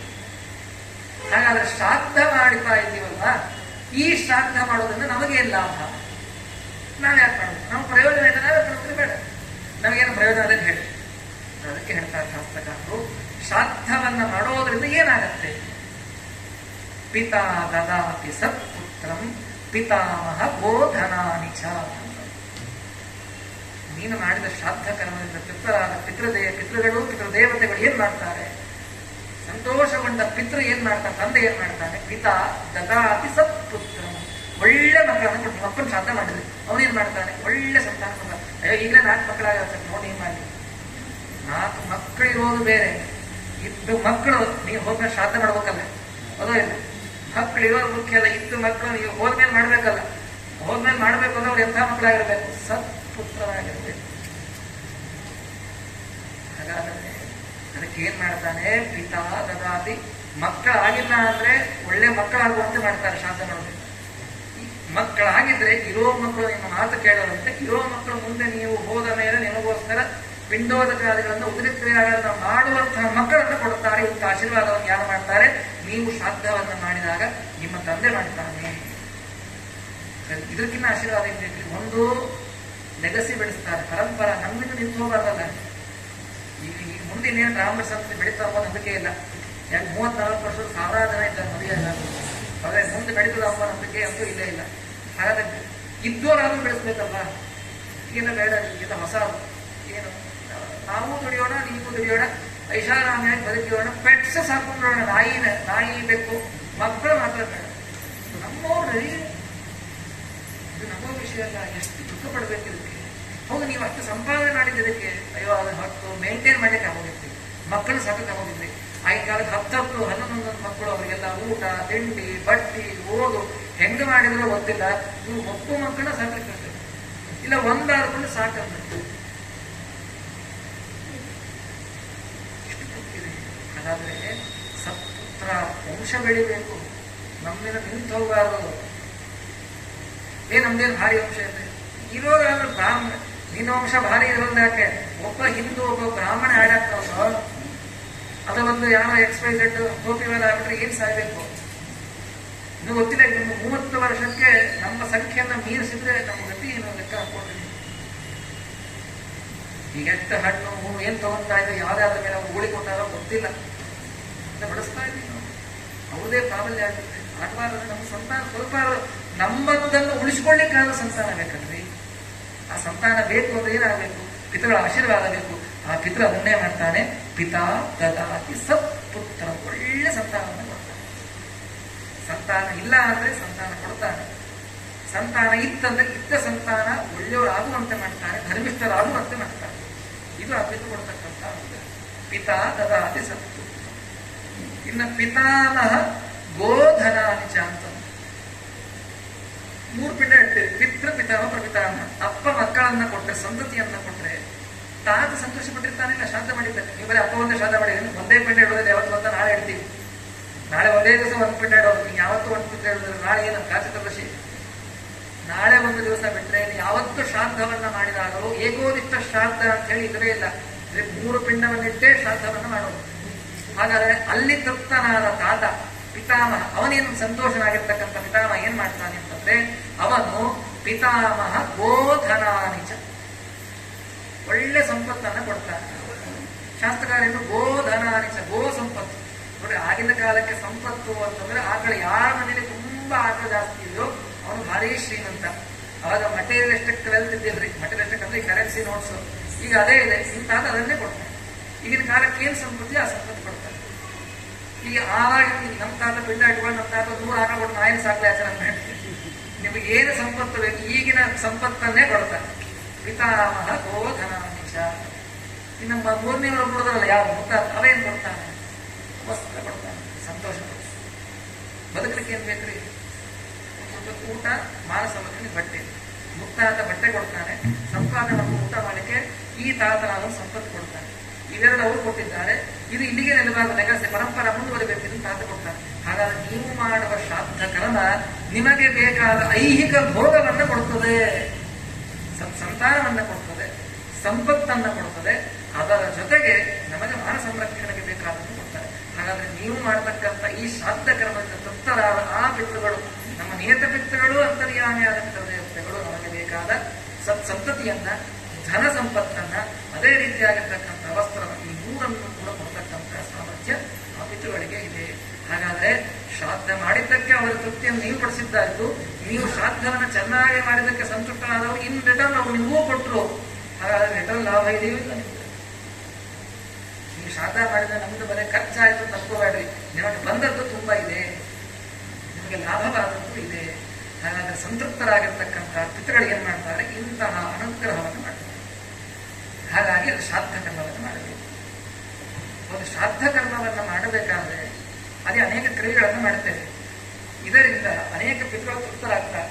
ಏನೇನು? ಅಗ್ನೋಕರಣೇನ ದೇವಸ್ಥಾಹ, ಸ್ವರ್ಗಸ್ಥಾಹ ವಿಪ್ರಭೋಜನೆ, ಋಷಿಸ್ಥಾಹ ದಕ್ಷಿಣೇದಾನೆ, ಶ್ರಾದ್ಧಿ ಸಪ್ತವಿಧಂ ಸ್ಮೃತಂ. ಸಪ್ತವಿಧವಾದ ಶ್ರಾದ್ದ. ಶ್ರಾದ್ದ ಮಾಡಬೇಕಾದ್ರೆ 7 ಕರ್ಮ ಮಾಡ್ತೀವಿ. ಅಲ್ಲಿ ಮೊದಲನೇದು ಪಾಣಿ ಹೋಮ ಅಂತ. ಊಟಕ್ಕೆ ಬಡಿಸೋಕ್ಕಿಂತ ಮುಂಚೆ ಅದೇ ಬ್ರಾಹ್ಮಣರ ಏರಿಯಲ್ಲಿ 2 ಅನ್ನ ಹಾಕ್ತೇವೆ. ಉಪಮಿಶ್ರಿತವಾದ ಅನ್ನವನ್ನು ಸೌವೆಯಿಂದ ತಗೊಂಡು ಅಂಶದಿಂದ ಹಾಕಿರ್ತಾರೆ. ಶ್ರಾದ್ದ ಮಾಡೋವರಿಗೆ ಗೊತ್ತಿರುತ್ತೆ ಏನಿದು. ಈ ಪಾಣಿ ಹೋಮವನ್ನು ಮಾಡೋದ್ರಿಂದ ನಿಮ್ಮ ಪಿತೃಗಳು ಅಕಸ್ಮಾತ್ ಅವರು ಸ್ವರ್ಗದಲ್ಲಿ ಹೋಗಿದ್ದ ದೇವತೆಗಳಾಗಿ ಹುಟ್ಟಿದ್ರು ಅಂತಂದ್ರೆ ಇದರಿಂದ ಅವರು ತೃಪ್ತರಾಗ್ತಾರೆ. ಶ್ರಾದ್ದದಲ್ಲಿ ಮಾಡುವ ಅಂಗ ನಿಮ್ಮ ಪಿತೃಗಳು ಸ್ವರ್ಗದಲ್ಲಿದ್ದವರನ್ನು ತೃಪ್ತಿಗೊಳಿಸುತ್ತೆ. ಇನ್ನ ಬ್ರಾಹ್ಮಣ ಭೋಜನ, ಅಲ್ಲಿ 2 ಬ್ರಾಹ್ಮಣ ಕುಡಿಸಿರ್ತಾರ. ಅಲ್ಲಿ 2 ವಿಶ್ವೇ ದೇವತೆಗಳಿಗೆ ಒಬ್ಬರು, ಪಿತೃದೇವತೆಗಳಿಗೆ ಒಬ್ಬರು. ಆಕ್ಚುಲಿ ವಿಶ್ವೇ ದೇವತೆಗಳಿಗೆ 2, ಪಿತೃದೇವತೆಗಳಿಗೆ 3 ಜನ ಕೂಡಿಸ್ಬೇಕು. ಆಗೋದಿಲ್ಲ ಅಂದ್ರೆ ಅಲ್ಲಿ ಇಲ್ಲಿ 2 ಸೇರಿ ಒಬ್ಬೊಬ್ಬರನ್ನು ಕೂಡಿಸ್ತಾರೆ. ಹೀಗೆ ಒಬ್ಬೊಬ್ಬರನ್ನ ಕೂಡಿಸಿದಾಗ ಅಲ್ಲಿ ಆನ ಬ್ರಾಹ್ಮಣರ ಭೋಜನದಿಂದ ಏನಾಗುತ್ತೆ? ಪಾಣಿ ಹೋಮದಿಂದ ದೇವಲೋಕದಲ್ಲಿ ಹುಟ್ಟಿದ ಪಿತೃಗಳಿಗೆ ತೃಪ್ತಿ, ಬ್ರಾಹ್ಮಣ ಭೋಜನದಿಂದ ಸ್ವರ್ಗದಲ್ಲಿ ಹುಟ್ಟಿದ ಪಿತೃಗಳಿಗೆ ತೃಪ್ತಿ. ಇನ್ನು ಪಿಂಡ ಪ್ರದಾನ ಮಾಡ್ತಾರೆ. ಪಿಂಡ ಇಡ್ತೀರಲ್ಲ, ಪಿಂಡ ನೀವು ಇಟ್ಟಾಗ ನಿಮ್ಮ ಪಿತೃಗಳು ಏನೋ ಪಾಪಕರ್ಮದಿಂದ ಯಮಲೋಕದಲ್ಲಿ ಹುಟ್ಟಿದ್ರೆ, ಯಮಲೋಕ ನರಕದಲ್ಲಿ ವಾಸ ಮಾಡುತ್ತಾ ಇದ್ರೆ, ಇಲ್ಲಿ ಇಟ್ಟ ಪಿಂಡದಿಂದ ಅವರಿಗೆ ತೃಪ್ತಿ ಅಂತ. ನೋಡಿ, ಒಂದೊಂದು ಲೋಕದಲ್ಲಿರೋರಿಗೆ ಅಲ್ಲಿರೋ ಒಂದೊಂದು ಕರ್ಮದಿಂದ ತೃಪ್ತಿ. ಇನ್ನು ಪಿಂಡ ಪ್ರದಾನ ಆದ ಮೇಲೆ ವಿಕಿರ, ಕೊನೆಗೆ 2 ಬ್ರಾಹ್ಮಣರ ಮಧ್ಯೆ ಒಂದು ಪಿಂಡ ಇಡಿಸ್ತಾರೆ, ವಿಕಿರ ಪಿಂಡ ಅಂತ ಹೇಳಿ, ಉಚ್ಚಿಷ್ಟ ಪಿಂಡ ಅಂತ ಹೇಳಿ. ಆ ವಿಕಿರವನ್ನ ಇಡೋದ್ರಿಂದ ಏನಾಗುತ್ತೆ ಅಂತಂದ್ರೆ, ನಿಮ್ಮ ಪಿತೃಗಳು ನರಕದಲ್ಲಿ ಬಿದ್ದಿದ್ರೆ, ಮಹಾಪಾಪವನ್ನ ಮಾಡಿ ಅಲ್ಲಿರೋರಿಗೆ ತೃಪ್ತಿ. ನೋಡಿ, ಎಲ್ಲೇ ಇರಲಿ, ಯಾವುದೇ ಅವಸ್ಥೆಯಲ್ಲಿ ತೃಪ್ತಿ ಆಗುತ್ತೆ ಶ್ರಾದ್ದ ಮಾಡೋದ್ರಿಂದ. ಇನ್ನು ತಿಲೋದಕ, ಕೊನೆಗೆ ಶ್ರಾದ್ದ ಮುಗಿದ ಮೇಲೆ ನೀರು ಬಿಡಿಸ್ತಾರೆ, ತಿರತರ್ಪಣೆ ಕೊಡಿಸ್ತಾರೆ. ತಿರತರ್ಪಣೆ ಕೊಟ್ಟಾಗ ತಿರಿಯ ಜೀವನಗಳಲ್ಲಿ ಪ್ರಾಣಿ ಪಕ್ಷಿಯಾಗಿ ಗಿಡವಾಗಿ ಹುಟ್ಟಿದ್ರೆ ಅಲ್ಲಿರೋ ಪಿತೃಗಳಿಗೆ ತೃಪ್ತಿ. ಇನ್ನು ಇದಾದ ಮೇಲೆ ದಕ್ಷಿಣೆ ಕೊಡ್ತೇವೆ ಬ್ರಾಹ್ಮಣರಿಗೆ, ಹೋದವಿಲ್ಲ. ದಕ್ಷಿಣೆ ಕೊಟ್ಟಾಗ ನಿಮ್ಮ ಪಿತೃಗಳು ಭೂಮಿಯಲ್ಲಿ ಮನುಷ್ಯರಾಗಿ ಹುಟ್ಟಿದ್ರೆ ಅಲ್ಲಿರೋರಿಗೆ ತೃಪ್ತಿ. ಇನ್ನು ಭೂರಿ ಭೋಜನ ಅಂತ ಮಾಡಿಸ್ತಾರೆ. ಶ್ರಾದ್ದಾಂಗ ಭೋಜನ ಬೇರೆ. ಶ್ರಾದ್ದ ಆದ ಮೇಲೆ ಎಲ್ಲ ವಿಸರ್ಜನೆ ಹತ್ತಾರು ಕೊಟ್ಟು ಹಾಕ್ತೇವೆ. ಈ ಭೂರಿ ಭೋಜನ ಮಾಡಿಸಿದಾಗ ನಿಮ್ಮ ಪಿತೃಗಳು ಅಕಸ್ಮಾತ್ ಅಸುರರಾಗಿ ರಾಕ್ಷಸರಾಗಿ ಹುಟ್ಟಿದ್ರೆ ಅಲ್ಲಿರೋ ಪಿತೃಗಳಿಗೆ ತೃಪ್ತಿ. ನೋಡ್ರಿ, ದೇವಲೋಕದಲ್ಲಿ ಹುಟ್ಟಿರೋ ತೃಪ್ತಿ ಪಿತೃದೇವತೆಗಳಿಗೆ ಪಾಣಿ ಹೋಮದಿಂದ ತೃಪ್ತಿ. ಅದಾದ ಮೇಲೆ ಅಲ್ಲಿ ಆಗುವ ಬ್ರಾಹ್ಮಣ ಭೋಜನ ನೀವು ಪಿತೃಗಳು ಅಕಸ್ಮಾತ್ ಸ್ವರ್ಗದಲ್ಲಿ ಹುಟ್ಟಿದ್ರೆ ಅವರಿಗೆ ತೃಪ್ತಿ. ನೀವಿರೋ ಪಿಂಡ ಪ್ರದಾನದಿಂದ ನರಕದಲ್ಲಿ ನಿಮ್ಮ ಪಿತೃಗಳು ಹುಟ್ಟಿದ್ರೆ ತೃಪ್ತಿ, ಯಮಲೋಕದಲ್ಲಿ ಹುಟ್ಟಿದ್ರೆ ತೃಪ್ತಿ. ಇಲ್ಲ ವಿಕಿರ ಪಿಂಡ ಇಡೋದ್ರಿಂದ ನರಕದಲ್ಲಿ ನಿಮ್ಮ ಪಿತೃಗಳು ಬಿದ್ದಿದ್ರೆ ಅವರಿಗೆ ತೃಪ್ತಿ. ಅದಾದ ಮೇಲೆ ತಿರೋಗತವನ್ನು ಕೊಡುವುದರಿಂದ ಪ್ರಾಣಿ ಪಕ್ಷಿ ಸಸ್ಯರಾಗಿ ಹುಟ್ಟಿದ್ರೆ ಈ ಯೋನಿಯಲ್ಲಿ ಹುಟ್ಟಿರ್ತಕ್ಕಂಥ ಪಿತೃಗಳಿಗೆ ಮುಕ್ತಿ. ದಕ್ಷಿಣೆಯನ್ನು ಕೊಡುವುದರಿಂದ ಮನುಷ್ಯರಾಗಿ ಹುಟ್ಟಿದ್ರೆ ಅಲ್ಲಿರೋ ಪಿತೃಗಳಿಗೆ ಮುಕ್ತಿ. ಅದೇ ರೀತಿಯಾಗಿ ಭೂರಿಬೋಧದಿಂದ ಅಸುರರಾಗಿ ಹುಟ್ಟಿದ್ರೆ ಮುಕ್ತಿ. ಒಬ್ಬ ಮನುಷ್ಯ ಸತ್ತ ಮೇಲೆ ಇಷ್ಟು ಬಿಟ್ಟರೆ ಏನಾಗಬೇಕಾಗುತ್ತೆ, ಒಬ್ಬ ದೇವತೆ ಆಗಬೇಕು, ಇಲ್ಲ ಪುಣ್ಯವನ್ನು ಅನುಭವಿಸಲಿಕ್ಕೆ ಸ್ವರ್ಗಕ್ಕೆ ಹೋಗ್ಬೇಕು, ಇಲ್ಲ ಪಾಪವನ್ನು ಅನುಭವಿಸಲಿಕ್ಕೆ ಯಮಲೋಕದಲ್ಲಿ ಹುಟ್ಟಬೇಕು, ಅನುಭವಿಸಲಿಕ್ಕೆ ನರಕಕ್ಕೆ ಬೆಳಬೇಕು, ಇಲ್ಲ ಸಸ್ಯ ಪ್ರಾಣಿ ಪಕ್ಷಿಯಾಗಿ ಹುಟ್ಟಬೇಕು, ಇಲ್ಲ ಮನುಷ್ಯನಾಗಿ ಹುಟ್ಟಬೇಕು, ಇಲ್ಲ ಅಸುರನಾಗಿ ಹುಟ್ಟಬೇಕು. ಇಷ್ಟೇ ಅವಸ್ಥೆ. ಇಷ್ಟು ಬಿಟ್ಟರೆ ಬೇರೆ ಏನಾಗಲಿಕ್ಕೆ ಸಾಧ್ಯವಿಲ್ಲ. ಇಷ್ಟೂ ಅವಸ್ಥೆಯಲ್ಲಿ ನೀವು ಮಾಡುವ ಶ್ರಾದ್ದದಿಂದ ಈ ಅವಸ್ಥೆಯಲ್ಲಿ ಅವರು ಎಲ್ಲೆಲ್ಲೇ ಹುಟ್ಟಿಯಲ್ಲಿ ಅವ್ರಿಗೆ ತೃಪ್ತಿ ಆಗ್ತದೆ ಅಂತಂದ್ರೆ ಶ್ರಾದ್ದ ಮಾಡೋದ್ರಿಂದ ಅವ್ರಿಗೆ ತೃಪ್ತಿ ಆಗುತ್ತೆ. ಹಾಗೆ ಶ್ರಾದ್ದ ಇದನ್ನು ನೀವು ಸಂಕಲ್ಪ ಶ್ರಾದ್ದ ಮಾಡಿದಾಗೋದಿಲ್ಲ ಅಂತ ತಿಳ್ಕೊಂಡ್ರೆ, ಇದು ಈ ಯಾವುದೋ ಕ್ರಿಯೆಗಳು ಸಂಕಲ್ಪ ಶಾಸ್ತ್ರದಲ್ಲಿ ಇಲ್ಲ, ಪ್ರಾಣಿ ಹೋಮ ಸಂಕಲ್ಪದಲ್ಲಿ ಇಲ್ಲ, ಪಿಂಡ ಪ್ರಧಾನ ಸಂಕಲ್ಪದಲ್ಲಿ ಇಲ್ಲ, ಬ್ರಾಹ್ಮಣ ಬೋಧನೆ ಇಲ್ಲ. ಕೊನೆಯದಿರಲಿವೆ ಯಾವುದು ದಕ್ಷಿಣ ಇದೆ, ಭೂರಿ ಬೋಧನೆ ಇದೆ. ಇದನ್ನ ಬಿಟ್ಟು ಮೇಲೆ ಮಾಡಿದ 5 ಕರ್ಮಗಳು ಸಂಕಲ್ಪ ಶ್ರಾದ್ದದಲ್ಲಿ ಇಲ್ಲ. ಅಕಸ್ಮಾತ್ ನೀವು ಸಂಕಲ್ಪ ಶ್ರಾದ್ದ ಮಾಡಿದ್ರೆ ಅಂದ್ರೆ ನಿಮ್ಮ ಪಿತೃಗಳು ಮೇಲೆ 5 ಲೋಕದಲ್ಲಿ ಇದ್ರೆ ಅವ್ರು ತೃಪ್ತಿಯಾಗಿಲ್ಲ. ಹಾಗಾದ್ರೆ ಸಂಕಲ್ಪ ಅನ್ನೋದು ಪೂರ ಅಂಗಾಗಲ್ಲ. ಗೆದ್ದೋರಿಗೆ ಗೊತ್ತ 80 ವರ್ಷ ಆಗಿ ಅರಳು ಮರಳಾಗಿ ಇನ್ನವ್ರು ಏನೂ ಮಾಡ್ಲಿಕ್ಕೆ ಬರೋದಿಲ್ಲ ಅನ್ನೋರಿಗೆ ಶಾಸ್ತ್ರ ಎಷ್ಟು ಸೂಕ್ಷ್ಮ ಅಂತಂದ್ರೆ, ತಂದೆ ಬದುಕಿದ್ದಾನೆ, ತಂದೆಗೆ ಶ್ರಾದ್ದ ಮಾಡ್ಲಿಕ್ಕೆ ಆಗೋದಿಲ್ಲ, ಮಂಚ ಹಿಡಿದಿದ್ದಾನೆ, ಏನ್ ಮಾಡ್ಬೇಕು? ಇದು ಬಿಟ್ಬಿಡ್ತಾರೆ. ಇಲ್ಲ ಆಚಾರ್ಯ ಅಕ್ಕಿ ಬೆಲ್ಲ ಆಗೋದು ಒಂದು ರಕ್ಷೆ ಕೊಟ್ಬಿಡ್ತಾರೆ. ಹಾಗೆ ಮಾಡಬಾರದು. ಏನ್ ಮಾಡ್ಬೇಕು?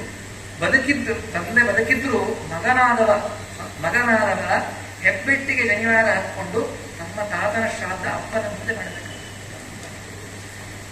ಹಾಗಾಗಿ ಶ್ರಾದ್ದ ರೂಪ ಎಲ್ಲೂ ಮಾಡಬಾರ್ದು ಅಂತ ಆಯ್ತಲ್ರಿ. ತಂದೆ ಬದುಕಿರ್ಬೇಕಾದ್ರೆ ಕೆಲವು ವಾದಕ್ಕೆ ಅಂತ ತಿಳ್ಕೊಳ್ತಾರೆ. ನೀವು ಬದುಕಿದ್ದಾಗ ದರ್ಬೆ ಮುಟ್ಬೇಡ್ರಿ, ಎಳ್ಳು ಮುಟ್ಬೇಡ್ರಿ, ಮನೆ ಕೂಡ ಗೊತ್ತಿಲ್ಲ ಏನ್ ದರ್ಬೆ ಮುಟ್ಬಿಟ್ಟು ಸತ್ತೋಗ್ಬಿಡ್ತಾರೆ. ಸತ್ತೋಗಿದ್ದು ಯಾವತ್ತಿಂದ ಸತ್ತೋಗ್ತಾರ್ರಿ. ಅವ್ರ ಅಪ್ಪ ಅಮ್ಮ ಹೋಗೋದಿತ್ತು. ಅದು ಯಾಕಂದ್ರೆ ನಾವು ಹುಟ್ಟಬೇಕಾದ್ರೆ ನಮ್ಮ ಪುಣ್ಯಕ್ಕೆ ಪಂಚಾಂಗ ಬರೆಯೋರು ಜಾತಕ ಬರೆಯೋರು ಡೇಟ್ ಆಫ್ ಬರ್ತ್ ಬರ್ತಾರೆ. ನಮ್ಮ ಜಾತಕ ಡೇಟ್ ಆಫ್ ಡೆತ್ ಬರೋದಿಲ್ಲ. ಅದಕ್ಕೆ ನಾವು ಇನ್ನೂ ಬದುಕಿದ್ವಿ. ಅಕಸ್ಮಾತ್ ಅವತ್ತೇ ಮೆನ್ಷನ್ ಮಾಡಿಬಿಟ್ಟಿದ್ರೆ ನಾವು ಅರ್ಧಕ್ಕೆ ಸತ್ತೋಗ್ಬಿಡ್ತಾ ಇದ್ವಿ. ಹಾಗಾಗಿ ಯಾವುದು ಏನು ಅಲ್ಲ, ಎಲ್ಲವನ್ನು ಅವಶ್ಯವಾಗಿ ಮುಟ್ಬೋದು. ಯಾವ ಅಗತ್ಯವೂ ಇಲ್ಲ. ನೋಡಿ ಶಾಸ್ತ್ರ ಎಷ್ಟು ಹೇಳ್ತದೆ, ತಂದೆ ಮಂಚದ ಮೇಲೆ ಮಲ್ಕೊಂಡಿದ್ರೆ ಅವನಿಗೆ ಕೈಯಲ್ಲಿ ಶ್ರಾದ್ದ ಕರ್ಮ ಮಾಡ್ಲಿಕ್ಕೆ ಬರ್ತಾ ಇದ್ದಿಲ್ಲ ಅಂದ್ರೆ ಅವನ ಸ್ವಂತ ಮಗನೇ ತಂದೆ ಬದುಕಿದ್ರು ಅವನು ಹೆಬ್ಬಟ್ಟಿಗೆ ಹಾಕಿಕೊಂಡು ಶ್ರಾದ್ದ ಮಾಡಬಹುದು. ಆದ್ರೆ ಶ್ರಾದ್ದ ಕರ್ಮ ಇದು ಎಂಥ ಅವಸ್ಥೆಯಲ್ಲೂ ಬಿಡಬಾರ್ದು ಅಂತ ಕರ್ಮ ಆಯ್ತಂದ್ರೆ, ಯಾವತ್ತಿಗೂ ಶ್ರಾದ್ದ ಕರ್ಮವನ್ನ ಯಾವುದೇ ನೆಪವನ್ನ ಹಾಕಿಕೊಂಡು ಬಿಡ್ತಕ್ಕದ್ದಲ್ಲ. ಆಚಾರ್ಯ ಶ್ರಾದ್ದ ರಜಾ ಕೊಟ್ಟಿದ್ರೆ ಏನ್ ಮಾಡ್ಬೇಕು? ನಿಮ್ಮ ಅಪ್ಪನ ಅನುಗ್ರಹವನ್ನ ಪಡಿಲಿಕ್ಕೆ ಇರೋದ ಒಂದು ದಿವಸ, ಆ ದಿವಸ ರಜಾ ಕೊಟ್ಟಿಲ್ಲ ಅಂದ್ರೆ ಕೆಲಸ ಬಿಡ್ರಿ. ಅವ್ರು ಕೊಡ್ತಾರೆ, ಕೊಡೋದು ನೀವು ಟೆಸ್ಟ್ ಮಾಡಿ ನೋಡ್ಬೇಕು. ಆಚಾರ ನೀವು ಹೇಳಿದ್ರೆ ಬಿಟ್ರಿ ಅಂತ ಮೇಲೆ ವಿಶ್ವಾಸ ಇರಬೇಕಾ? ನೀವು ಕ್ಯಾಟ ಅಂದವ ಆಚಾರ ಹಾಕಿದ್ಮೇಲೆ 50% ವಿಶ್ವಾಸ. ನಮ್ಮ ಬಾಸ್ ಏನು ಮಾಡೋದಿಲ್ಲ ಅಂತ ವಿಶ್ವಾಸ ಇಟ್ಕೊಂಡು ನೀವು ಹೋಗಿ ಅವ್ರ ಕೆಲಸ ಹಾಕಿ ನಿಮ್ಗೆ ವಿಶ್ವಾಸ ಇಲ್ಲದಂಗೆ ಕೆಲಸನೂ ಹೋಗ್ತು ಆಚಾರ ಹೇಳಿದ ಮಾತಿಗೆ ಆಚಾರ ಹೊಡ್ಕೊಂಡು ವಿಶ್ವಾಸ ಇರಬೇಕು. ನಿಮ್ಮ ತಂದೆ ತಾಯಿಗಳಂದ್ರೆ ಅವ್ರ ಅನುಗ್ರಹ ಮಾಡೇ ಮಾಡ್ತಾರೆ. ಯಾವ ತಂದೆ ತಾಯಿಗಳು ತಮ್ಮನ್ನು ಕೆಳಗೆ ಬಯಸ್ತಾರೆ? ಯಾರು ಬಯಸೋದಿಲ್ಲ ಅವರಿಗೆ. ಹಾಗಾಗಿ ಅಂತಹ ಕೆಲಸ ಅವ್ರಿಗೆ ಹೇಳ್ಬೇಕು. ನಾವು ಕೆಲಸ ಬಿಟ್ಟರು ಬಿಡ್ತೀವಿ, ನಂಬಿಕೆ ಹಾಕಿರಲಿಲ್ಲ. ಅವಶ್ಯವಾಗಿ ಇದು ಮಾಡಬೇಕಾದ ಕರ್ತವ್ಯ ಮಗನಾದವನು ಅವಶ್ಯವಾಗಿ ತಿಳಿದುಕೊಂಡು ಮಾಡಬೇಕು. ಹಾಗಾಗಿ ಶ್ರಾದ್ದವನ್ನ ಹೇಗೆ ಮಾಡಬೇಕು, ಯಾರು ಮಗ ಅಂತ ಕಳಿಸ್ಕೊಳ್ತಾರೆ, ಮಾಡೋದ್ರಿಂದ ನಮಗೆ ಆಗ್ತಕ್ಕಂಥ ಲಾಭ ಏನು ಮಾಡಬೇಕು? ಶ್ರಾದ್ದ ಮಾಡಿದರೆ ಚಟಕ ಶ್ರಾದ್ದವನ್ನೇ ಮಾಡಬೇಕು ಹೊರತಾಗಿ ಸಂಕಲ್ಪವನ್ನು ಶ್ರಾದ್ದವಲ್ಲ. ಸುಮ್ಮನೆ ತಾತ್ಕಾಲಿಕವಾದ ಒಂದು ವ್ಯವಸ್ಥೆ ಅಷ್ಟೇ ಹೊರತಾಗಿ, ಪೂರ್ಣ ಅನಾನುಕೂಲ ಇದ್ದಾಗ ಬಿಡಿರತಕ್ಕ ವ್ಯವಸ್ಥೆ ಹೊರತಾಗಿ ಪ್ರಯತ್ನ ಪೂರ್ವಕವಾಗಿ ಅನ್ನೋದಕವನ್ನೇ ಕೊಡಬೇಕು. ಪಿತೃಗಳಿಗೆ ತೃಪ್ತಿಯಾದಂತ ಅನ್ನೋದಕನೇ, ಬೇರೆ ಯಾವುದರಿಂದಲೂ ಕೂಡ ಪಿತೃಗಳು ತೃಪ್ತರಾಗೋದಿಲ್ಲ. ಅನ್ನದಿಂದಲೇ ತೃಪ್ತಿ. ಯಾಕೆ ಅಂದ್ರೆ ಅದಕ್ಕೆ ಕಾರಣವಿದೆ. ಏನದು ಕಾರಣ?